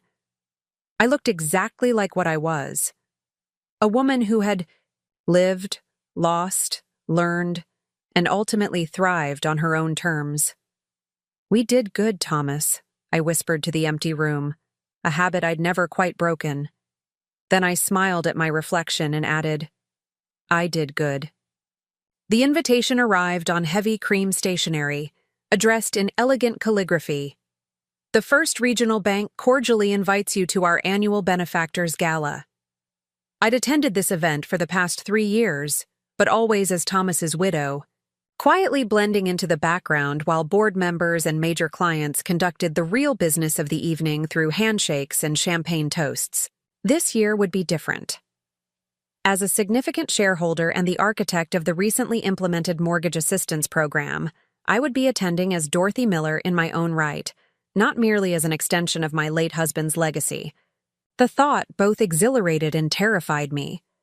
At 68, I'd grown accustomed to a certain invisibility that came with being an older woman, particularly in financial circles dominated by men in dark suits. That invisibility had served me well as I quietly built my knowledge and influence behind the scenes. But now, with my program gaining attention and my position on the board firmly established, I could no longer hide in the shadows. I opened my closet, surveying the options with a critical eye. Most of my formal wear dated back to charity events. Thomas and I had attended together. Lovely but conservative choices that had been selected to complement, never outshine. Nothing that would announce, "I own 22% of this bank, and I have ideas about how it should serve this community." My phone buzzed with a text from Catherine Wong, the commercial lending director who had become an unexpected friend and ally over the past few months. "Dress shopping tomorrow for the gala? My treat for lunch after." I smiled at her perfect timing. Catherine, 15 years my junior but with a similar no-nonsense approach to business, had been encouraging me to step more visibly into my power. "Perfect," I texted back. 11 a.m. at Harrington's? "See you there," came her immediate reply. The next morning, I arrived at Harrington's department store to find Catherine already waiting, elegant as always in a tailored pantsuit that somehow communicated both authority and approachability. "Dorothy," she greeted me with a warm hug. "I've already spoken with Monica in evening wear. She's pulled a few options for us to consider." I raised an eyebrow. "You seem to have this well organized." Catherine grinned. "Let's just say I've been planning this ambush for a while. You've been hiding your light under a bushel for too long." Monica, a striking woman with silver hair cropped in a stylish bob, welcomed us to the formal wear department. "Ms. Wong explained that we're looking for something that commands respect while remaining elegant," she said, leading us to a private showing room where several garments hung awaiting inspection. I expected the usual selection of matronly outfits, in navy or black, designed to help women of a certain age fade tastefully into the background. Instead, I found myself facing a collection that ranged from a striking burgundy silk pantsuit to a floor-length emerald gown with architectural detailing. These are unexpected, I managed, running my fingers along the luxurious fabrics. You've been wearing what you thought you should wear, Catherine said gently. Today we're looking for what makes you feel powerful. For the next hour, I tried on outfits I would never have selected for myself, each one revealing a different facet of who I might become if I fully stepped into my authority. The burgundy pantsuit made me feel like I could run the bank single-handedly. The emerald gown transformed me into someone regal and commanding, but it was the third option that truly spoke to me. A midnight blue dress with clean lines and subtle but stunning detail work along the neckline. The color reminded me of the suit Thomas had always said made me look like I could run a small country. When I emerged from the dressing room, both Catherine and Monica fell silent. That's the one, Catherine said finally. You look formidable and feminine at the same time. Exactly the energy the boys' club needs to encounter. I turned to study my reflection, hardly recognizing the woman who looked back at me. She stood straighter than I remembered standing. Her eyes held a quiet confidence that I was only beginning to feel. The dress wasn't flashy or trendy, but it was unmistakably powerful in its elegant simplicity. You'll need these, Monica said, returning with a pair of sapphire earrings that echoed the midnight blue of the dress. They complete the look. The earrings were beautiful but beyond what I had planned to spend. Before I could protest, Catherine interjected, "Consider them an investment in your boardroom future. Sometimes the right accessories are as important as the right words in making people pay attention." I hesitated, then nodded. She was right. This wasn't about vanity. It was about strategy. In the world of high finance, appearances mattered. Not because they should, but because they did. If dressing the part helped ensure my community banking initiatives received serious consideration, then the earrings were indeed an investment. Over lunch at the bistro adjacent to Harrington's, Catherine raised her water glass in a toast. To Dorothy Miller, emerging from behind the curtain. I laughed, but the metaphor resonated. It feels strange, I admitted. After years of being Thomas's wife, or Robert's mother, to suddenly be stepping forward as just me. Not just you, Catherine corrected. Finally you, your full, magnificent self. You make it sound so straightforward. It's never straightforward, she acknowledged. Every woman in business knows that. But it's necessary, especially for women like us who are blazing trails for the generations behind us. At my age, I'm not sure how much trailblazing I have left in me, I said wryly. Catherine's expression grew serious. That's precisely why it matters more. Do you realize how many women your age have expertise and insights that never reach the decision-making table? Your mortgage assistance program is the perfect example. It took someone with your life experience and community understanding to see the need and create a solution. The waitress arrived with our salads, giving me a moment to consider Catherine's words. She wasn't wrong. The banking industry, like many others, often sidelined older women despite, or perhaps because of, their accumulated wisdom. The gala will be your coming out party, Catherine continued once we were alone again. The old guard needs to recognize they're not just dealing with Thomas's widow anymore. They're dealing with Dorothy Miller, financial force to be reckoned with. You make me sound rather intimidating, I observed with a smile. Good. Catherine speared a cherry tomato decisively. Banking could use more intimidating women. 2 days before the gala, Robert called to invite me to dinner at their new townhouse in Riverview Commons. We're finally settled enough to host, he explained. Nothing fancy, just family celebrating the new place. I'd love to come, I told him, genuinely pleased by the invitation. Can I bring anything? Just yourself. Jennifer's handling the food. The casual way he mentioned his wife's cooking, once a rarity reserved for special occasions or Instagram-worthy dinner parties, was yet another sign of their shifting priorities. The townhouse turned out to be a pleasant surprise, far less grand than their previous home, but infinitely more welcoming. Large windows filled the open-concept main floor with natural light, showcasing walls painted in warm, earthy tones. Family photos, previously confined to formal portraits in matching frames, now included candid shots displaying genuine emotion rather than posed perfection. "Grandma Dot!" Lucas bounded down the stairs to greet me. "Did you bring your tools? I want to show you my new workbench." "Let her at least get through the door, Lucas," Jennifer said, appearing from the kitchen with an apron tied around her waist and flour dusting her hands. Gone were the designer outfits and perfect makeup. This Jennifer wore jeans and a simple sweater, her hair pulled back in a casual ponytail. "Welcome to our new home," she said, offering a warm smile. "Much smaller, but somehow it feels like we have more space. Less to maintain, more to enjoy," I observed, returning her smile as I handed her a potted herb garden I'd brought as a housewarming gift. "Fresh herbs for your new kitchen." "Perfect," Jennifer exclaimed, examining the small plants with genuine appreciation. "I've been wanting to start an herb garden. This gives me a wonderful head start."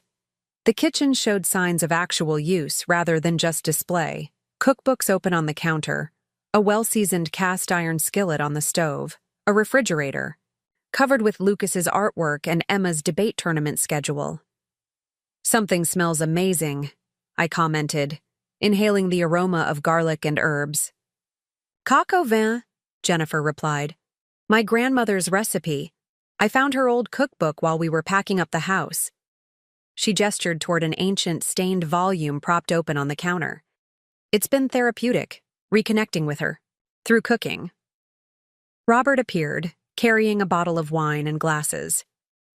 "Mom, welcome to our downsized life," he said with a genuine warmth that reached his eyes. "Surprisingly liberating, isn't it, Jen?" Jennifer nodded, returning to her cooking.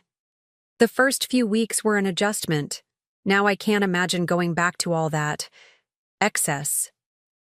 "Lucas was saying something about a workshop?" I prompted, curious to see how my grandson's woodworking interest had translated to their new space. "In the garage," Robert confirmed. "We carved out a corner for his projects. Not as spacious as our old setup, but more practical, actually. Come see." The garage workshop was indeed compact, but thoughtfully organized. Lucas proudly showed me the pegboard where his tools hung in careful order, each outline drawn around the tool so its proper place would always be clear, a technique Thomas had used in his own workshop. "Dad and I built the workbench together," Lucas explained, running his hand along the sturdy wooden surface, "with real woodworking joints, not just screws and nails." "Mortise and tenon," Robert added with undisguised pride. "Dad taught me that technique when I was about Lucas's age. Hadn't used it in years, but it came back surprisingly quickly." I felt a lump form in my throat at this tangible connection across generations. Thomas's knowledge, preserved in Robert's muscle memory, now passed to Lucas's eager hands. This, far more than any financial legacy, was the true inheritance that mattered. "What are you working on now?" I asked Lucas, noticing a project covered with a cloth on one end of the bench. He glanced at Robert, who nodded encouragingly. "Show her, buddy. It's looking great." Lucas carefully removed the cloth to reveal a half-completed jewelry box, similar to the one he'd made for me but with more refined joinery and decorative elements carved into the lid, a pattern of interconnected roses. "It's for Mom," he explained. "For her birthday. The roses are because her grandmother's name was Rose." "It's beautiful craftsmanship," I said genuinely, examining the precise corners and smooth finish. "Your great-grandfather would be very impressed." Lucas beamed at the praise. "Dad says I have the Miller hands." The Miller hands and the Miller patience, Robert added, ruffling his son's hair affectionately. Dinner was served at a modest but beautifully set table in the dining area that flowed seamlessly from the kitchen. Emma joined us, more engaged and present than I'd seen her in years, her phone nowhere in sight.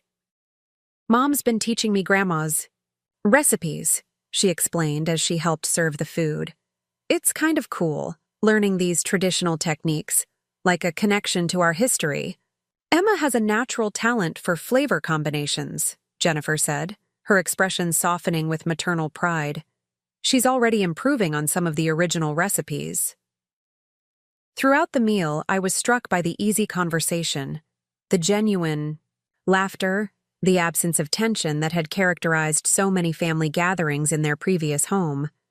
Everyone seemed more relaxed, more authentic, as if shedding the oversized house had allowed them to shed performative versions of themselves as well.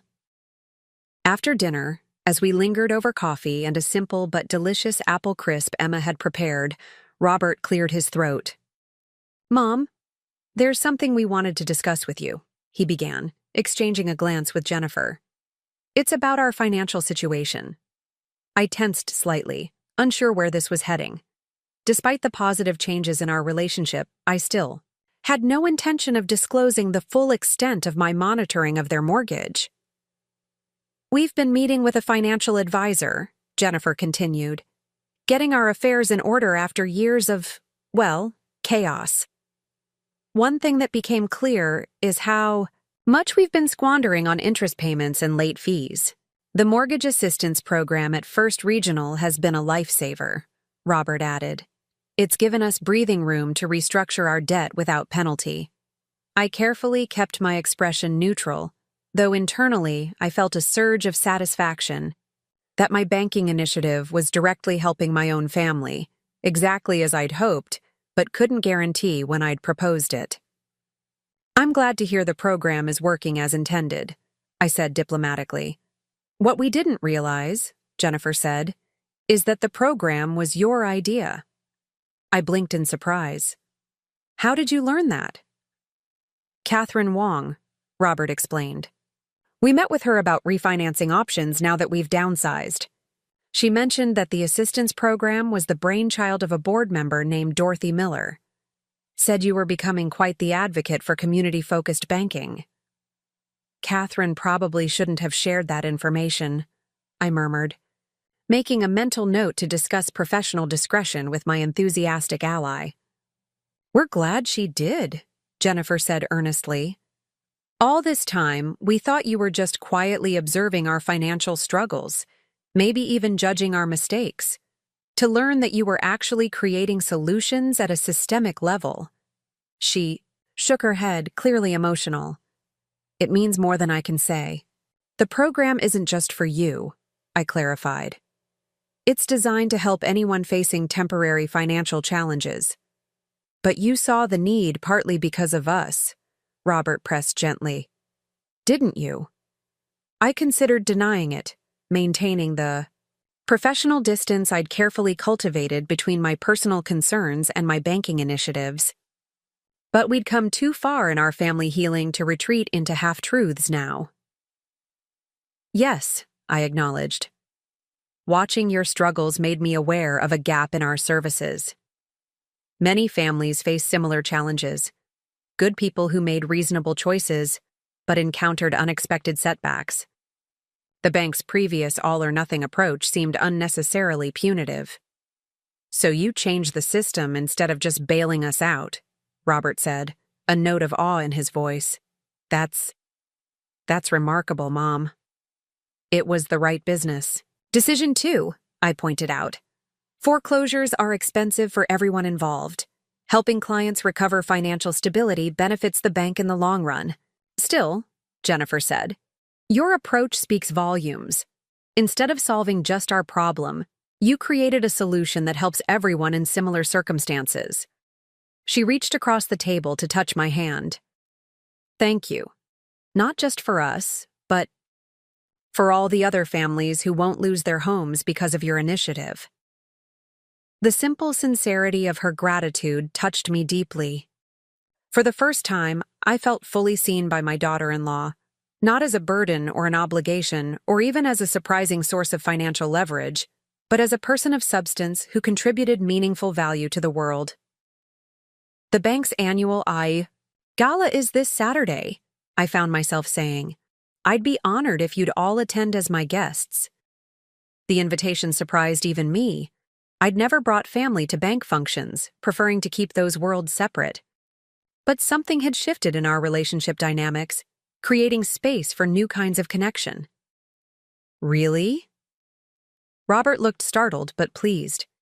We'd love to, wouldn't we, Jen? Jennifer nodded eagerly.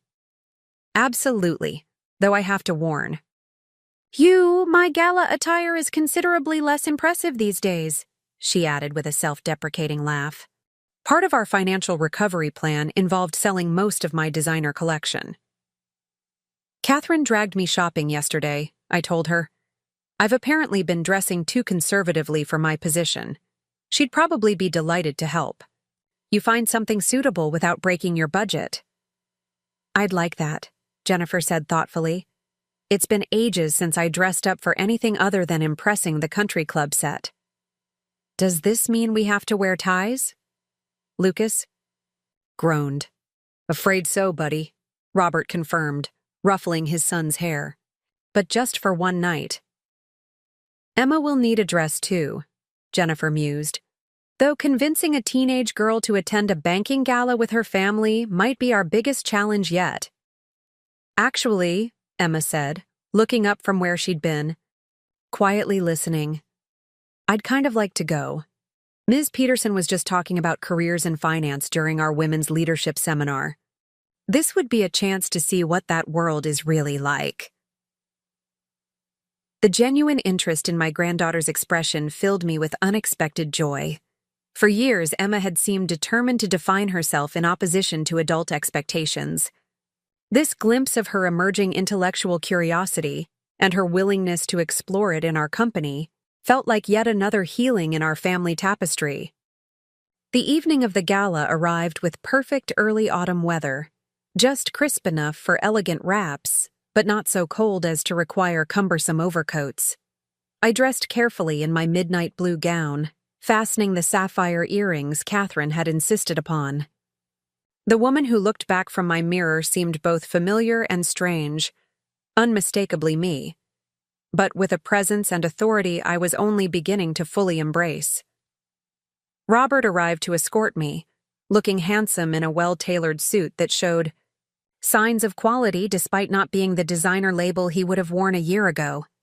Jennifer and the children would meet us at the event, as Emma had a debate practice that couldn't be rescheduled. You look beautiful, Mom, Robert said as I opened the door. That color is perfect on you.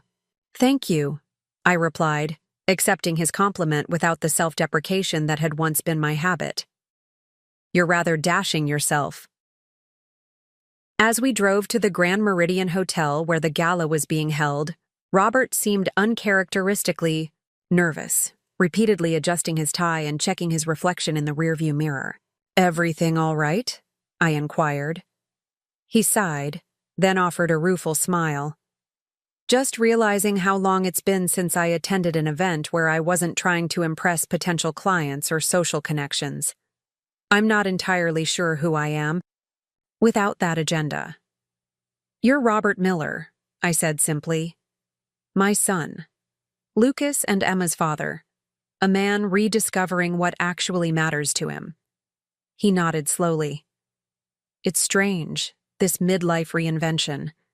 I keep expecting to feel a sense of loss for the lifestyle we've left behind. Instead, I mostly feel relieved. Relief is undervalued as an emotion, I observed.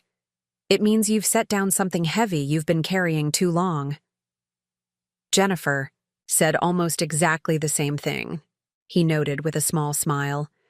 You two are becoming more alike than either of you would have admitted a year ago.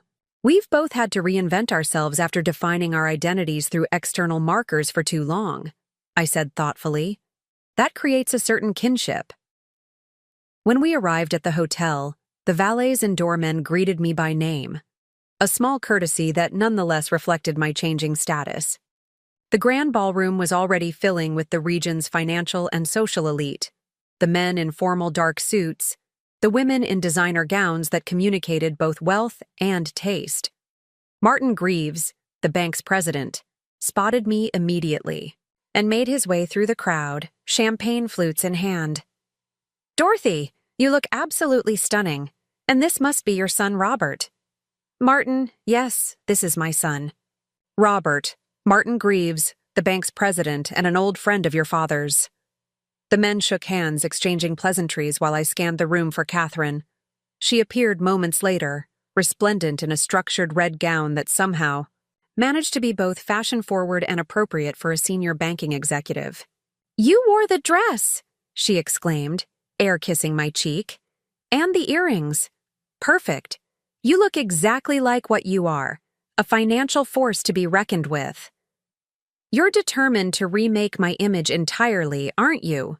I laughed. "Not remake," she corrected. "Reveal. The Dorothy Miller who's been hiding behind sensible suits and self-effacement all these years." She turned to include Robert in the conversation. "Your mother is quite the revolutionary in our stuffy banking world, you know, creating programs that actually help people while still maintaining the institution's financial health. Radical concept." Robert beamed with evident pride. "She's always been ahead of her time. The rest of us just occasionally catch up." I was saved from responding to this unexpected praise by the arrival of Jennifer, Emma, and Lucas. Jennifer looked lovely in a simple but elegant black dress I recognized from Catherine's favorite boutique, accessorized with a single strand of pearls that had once belonged to her grandmother. Emma had opted for a sophisticated pantsuit in deep burgundy that highlighted her transition from teenager to young woman. Even Lucas, despite his earlier protests about formal wear, looked handsome. In his suit, his hair tamed for the occasion. "Mrs. Miller," Bennett Harris approached our family group, champagne in hand. "I must congratulate you on the early success of your mortgage assistance program.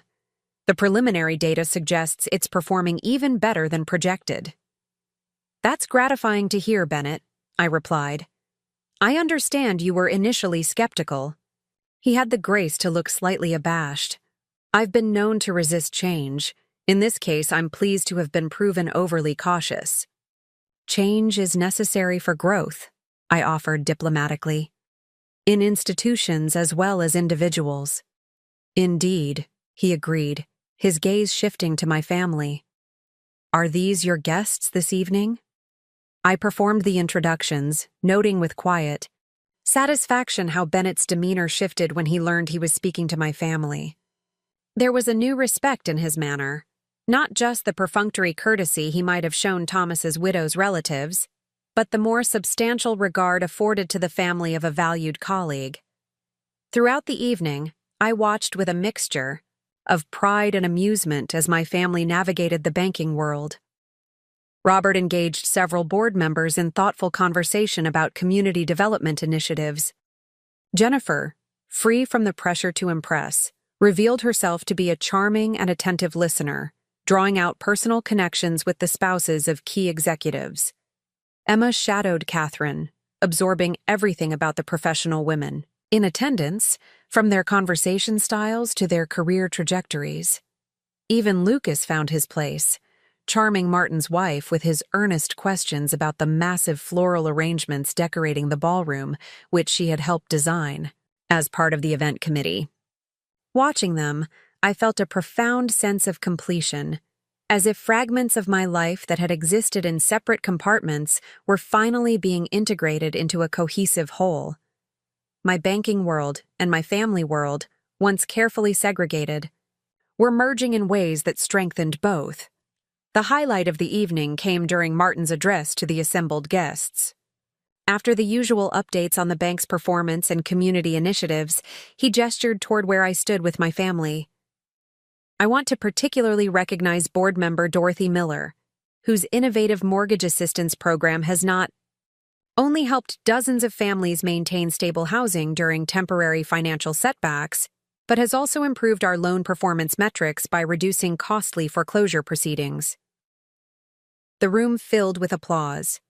I felt Robert's hand on my shoulder, a gentle squeeze of pride and support. Dorothy represents the best of community banking, Martin continued, combining sound financial stewardship with genuine concern for the customers we serve. We're fortunate to have her perspective on our board and look forward to more of her innovative thinking in the years to come. More applause followed, along with raised glasses in my direction. I acknowledged the recognition with a modest nod, though internally I felt anything but modest. This public validation of my contributions, not as Thomas's widow carrying forward his legacy, but as Dorothy Miller in my own right, marked a turning point I would never have imagined possible when I'd first stepped hesitantly into that investment seminar 5 years earlier. Later, as the evening wound down and the crowd began to thin, Catherine found me near the dessert table where Lucas was enthusiastically sampling miniature pastries. "Quite the family you've brought tonight," she observed. "They've made quite an impression." "They've surprised me," I admitted. I wasn't sure how they'd manage in this environment. "Sometimes people rise to the occasion when given the chance," she said thoughtfully, "rather like you have these past few years." Before I could respond, Emma approached, her expression animated. "Grandma, Ms. Wong has been telling me about the summer internship program at the bank. She thinks I should apply next year." "That's wonderful, Emma," I said, genuinely pleased by her enthusiasm. "Though I thought you were considering law school eventually." "I am, but Ms. Wong says banking experience is valuable background for corporate law. And anyway, I should explore different fields before committing to a specific career path." Catherine winked at me over Emma's head. "Your granddaughter has been peppering me with insightful questions all evening. She has a natural aptitude for financial concepts." The Miller financial acumen appears to have skipped a generation and landed squarely on Emma, I agreed, watching my granddaughter's face light up with the recognition of her own potential. As we gathered our belongings and prepared to leave, Martin approached one last time. "Dorothy, the nominating committee is meeting next week to discuss board leadership positions for the coming year. I'd like to put your name forward for the Community Relations Committee Chair." The offer took me by surprise. Committee chairs were typically drawn from the most experienced board members, those with decades in the banking industry. "That's a significant responsibility, Martin." "One, you're uniquely qualified for," he countered. "You've demonstrated both vision and practical know-how with your mortgage initiative. The bank needs that perspective at the leadership level." I felt a momentary flash of doubt, the old hesitation that had kept me in the background for so long. Then I caught sight of my family waiting by the exit, standing tall and proud in their new, more authentic identities. If they could reinvent themselves, stepping into more genuine versions of who they were meant to be, how could I do any less? "I'd be honored to serve," I told Martin. "Thank you for the confidence." As we stepped out into the cool evening air, stars visible despite the city lights, I felt a profound sense of alignment, as if the various pieces of my life were finally moving in harmony rather than in conflict. The woman who had emerged from behind the curtain, as Catherine put it, was proving to be stronger, more capable, and more influential than I ever could have imagined. Robert offered his arm as we walked toward the valet station. "You were the star of the evening, Mom. I've never been more proud." "It feels strange," I admitted. "For so many years I was content to be in the background." "Maybe you were never meant for the background," he suggested. "Maybe you were just waiting for the right moment to step forward." As our cars arrived and we prepared to part ways, Robert and Jennifer taking the children home while I drove. Lucas darted over for one final hug. "You looked really important tonight, Grandma," he whispered. "Like a queen or something." I smiled at his childish but perceptive observation. "Not a queen, sweetheart. Just a woman who finally found her voice." Driving home through the quiet streets, I found myself humming a tune Thomas used to love. an old jazz standard about new beginnings and second chances. The melody felt right for this moment of transformation, this unexpected blossoming that had come not in the spring of my life, but in its rich, fulfilling autumn. 1 year had passed since I revealed my ownership stake in First Regional Bank. The seasons had cycled through their familiar rhythm, autumn leaves giving way to winter, snow, then spring blossoms, and now summer's lush abundance. But while nature's patterns remained constant, nearly everything else in my life had transformed. This morning, I stood in my garden, pruning Thomas's roses with the careful attention he had taught me. Though my hands were not as steady as they once were, they had developed their own wisdom over the years, knowing just where to cut, how to shape each bush for optimal blooming. The roses had never looked better, their crimson and pink blossoms nodding in the gentle breeze. "You've become quite the gardener," observed Catherine, who sat at the patio table nursing a cup of coffee. Our Saturday morning gatherings had become a tradition over the past year, informal strategy sessions that blended personal and professional matters with an ease I'd never experienced in the male-dominated banking world. Thomas would be amazed, I agreed, setting aside my pruning shears and joining her at the table. He never thought I had the patience for gardening. People are full of surprises when given the chance to grow in unexpected directions. Catherine glanced meaningfully at the folder between us, the final proposal for First Regional's new community investment initiative, which would come up for board approval next week. As chair of the Community Relations Committee, I had spent months developing this program, a comprehensive approach to neighborhood revitalization that combined affordable housing loans, small business incubation, and financial literacy education. If approved, it would commit significant bank resources to transforming struggling neighborhoods throughout our region. "Do you think Harris will support it?" I asked, referring to Bennett, who had become an unlikely ally in recent months. Catherine smiled. "After the quarterly numbers your mortgage assistance program produced, he'd be a fool not to. Bennett may be conservative, but he respects results."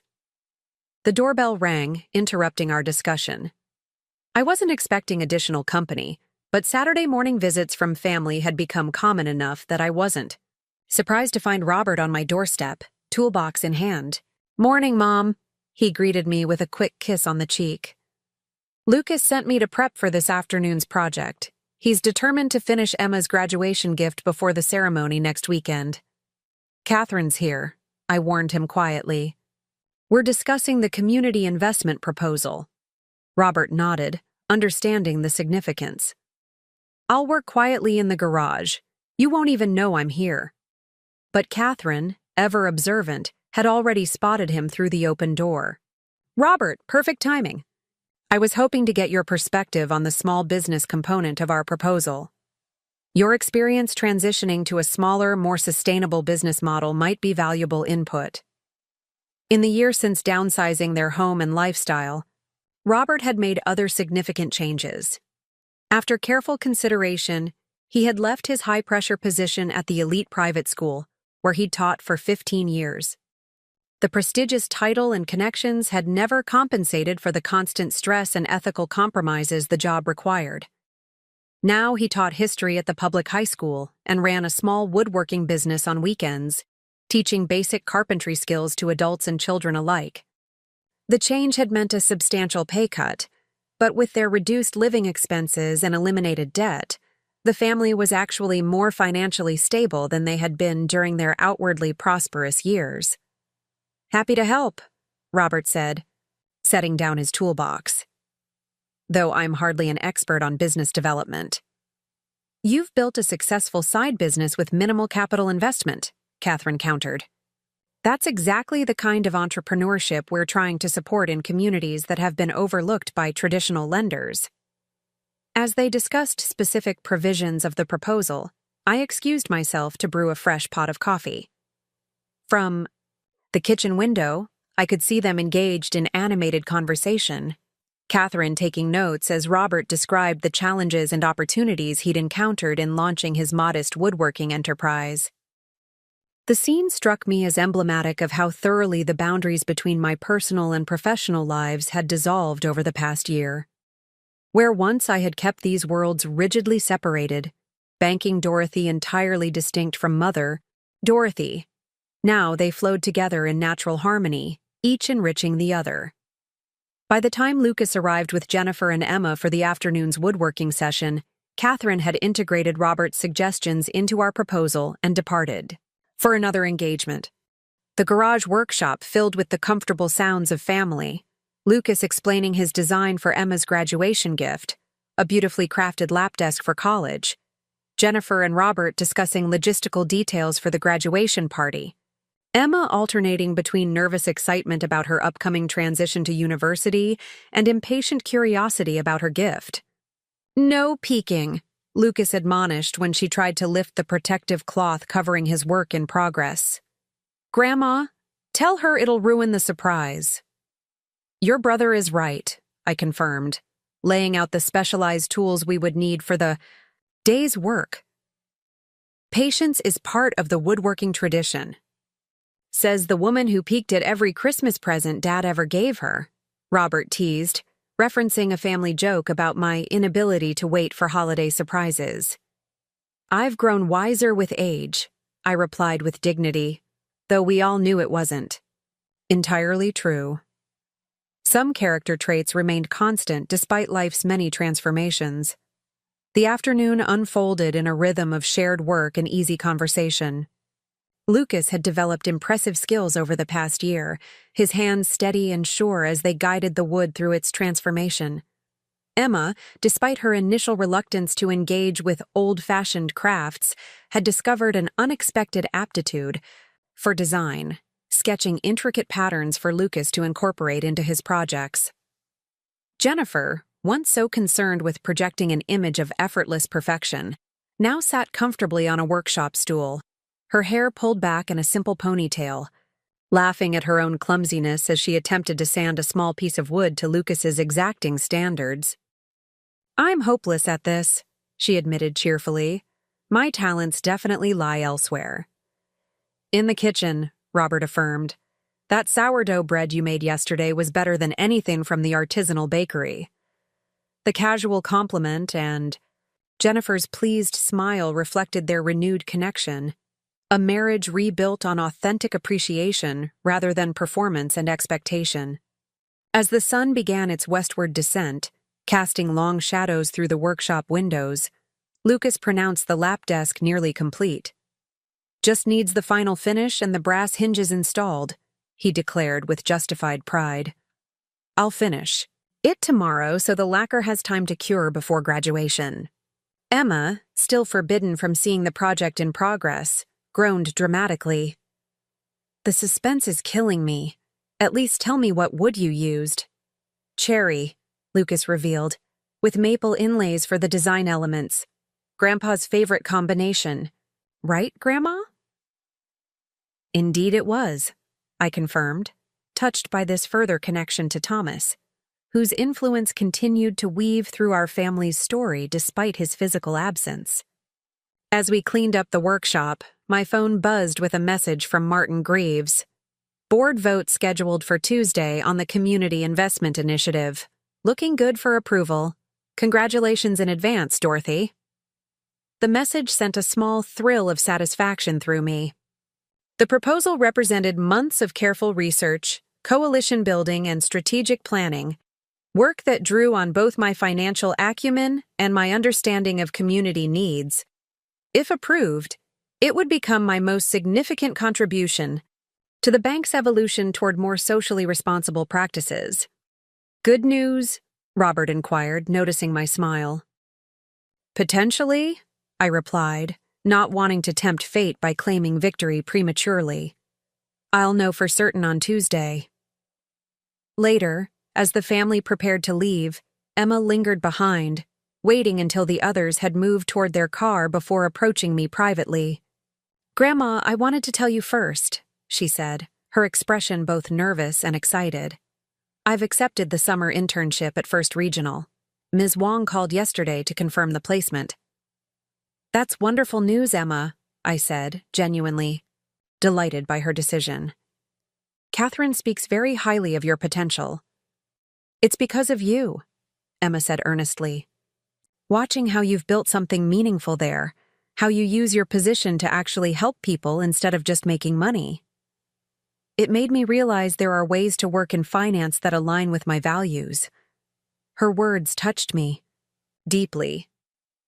For so many years, I'd doubted my impact on my grandchildren, particularly Emma, who had seemed determined to maintain emotional distance from the entire family. To learn that she had been observing and drawing inspiration from my choices filled me with a profound sense of intergenerational connection. "You'll forge your own path," I told her, squeezing her hand gently. "But I'm honored to have played some small role in expanding the possibilities you see for yourself." After they departed, I returned to the garden, gathering a bouquet of Thomas's roses to place on the dining room table. Their fragrance filled the room, sweet and complex, evoking memories of shared meals and conversations across 4 decades of marriage. "You should see them now, Thomas," I said aloud, addressing his memory as I often did in private moments. "Not just the roses, though they're magnificent this year. Our family. They've found their way back to something authentic, and so have I." The following Tuesday, dressed in the midnight blue suit that had become something of a signature look, in my evolving professional identity, I sat at the boardroom table as Martin presented our community investment initiative to the full board. The discussion was thorough, but not contentious, a testament to the careful groundwork Catherine and I had laid in the preceding months, addressing potential objections before they could become roadblocks. When the vote came, the proposal passed. Unanimously, even Bennett Harris raising his hand in affirmation, a small nod of acknowledgement passing between us as he did so. What had begun as a personal revelation at my birthday dinner had evolved into a comprehensive reimagining of my relationship with family, community, and self. The bank shares that I had once viewed primarily as financial security had become a vehicle for meaningful impact. After the meeting, as board members gathered in small groups for informal discussion, Martin approached with a distinguished-looking couple I didn't recognize. "Dorothy, I'd like you to meet James and Elaine Townsend from the Regional Community Foundation. They've expressed interest in potentially partnering with us on the neighborhood revitalization component of your initiative." I extended my hand, pleased by this unexpected opportunity. "A partnership would certainly amplify our impact. I'd love to hear your thoughts on where our missions might align." As we exchanged ideas, I found myself drawing on multiple dimensions of my experience: financial expertise developed over years of careful study, community knowledge gained through decades of involvement, interpersonal wisdom accumulated through family relationships, both challenging and rewarding. The artificial boundaries between personal and professional, between family and finance, between past and future, had dissolved into an integrated whole. Later that evening, I sat in my garden as twilight descended, the roses luminous in the fading light. My phone chimed with incoming messages. Catherine sharing news of potential expansion of our mortgage assistance program to other banks in the region. Jennifer sending photos of Lucas putting the final touches on Emma's graduation gift. Martin confirming the partnership meeting with the Community Foundation. Each message represented a connection that would have seemed impossible just 1 year earlier. Professional collaborations, family bonds, community engagements all flowing together in a life that had expanded rather than contracted with age. I typed a response to Jennifer's message. "The lap desk looks magnificent. Lucas has his great-grandfather's eye for detail." Then I set the phone aside, content to sit in the gathering dusk as fireflies began to illuminate the garden. At 69, I had discovered that life's most significant revelations could arrive at unexpected moments, even at a birthday dinner when paper plates became the catalyst for reclaiming one's power. The journey from that moment of truth to this peaceful evening had not been without challenges. Relationships had required renegotiation, boundaries had needed clarification, old patterns had resisted change. But the authentic connections that had emerged were stronger and more nourishing than the performative roles we had previously occupied. As darkness settled fully over the garden, I made my way inside, switching on lights against the gathering shadows. Tomorrow would bring new challenges. A meeting with potential community partners, Lucas's woodworking lesson, preliminary planning for a financial literacy program Emma wanted to help develop during her internship. The schedule of a woman fully engaged with life, not retreating from it. I paused at the hallway table, where Lucas's wooden pendant still held a place of honor beside my keys and wallet, a daily reminder of connections that transcended time and change. Beside it lay the formal invitation to Emma's graduation ceremony, where I would sit, not as an awkward appendage to the family, but as a fully integrated member, grandmother, mentor, role model. "Paper plates," I murmured, smiling at the memory that had set everything in motion. Such an insignificant object to catalyze such profound transformation. But perhaps that was life's greatest lesson, that moments of truth could arrive in the most ordinary packaging, waiting only for the courage to unwrap them. Up next, you've got 2 more standout stories right on your screen. If this one hit the mark, you won't want to pass these up. Just click and check them out.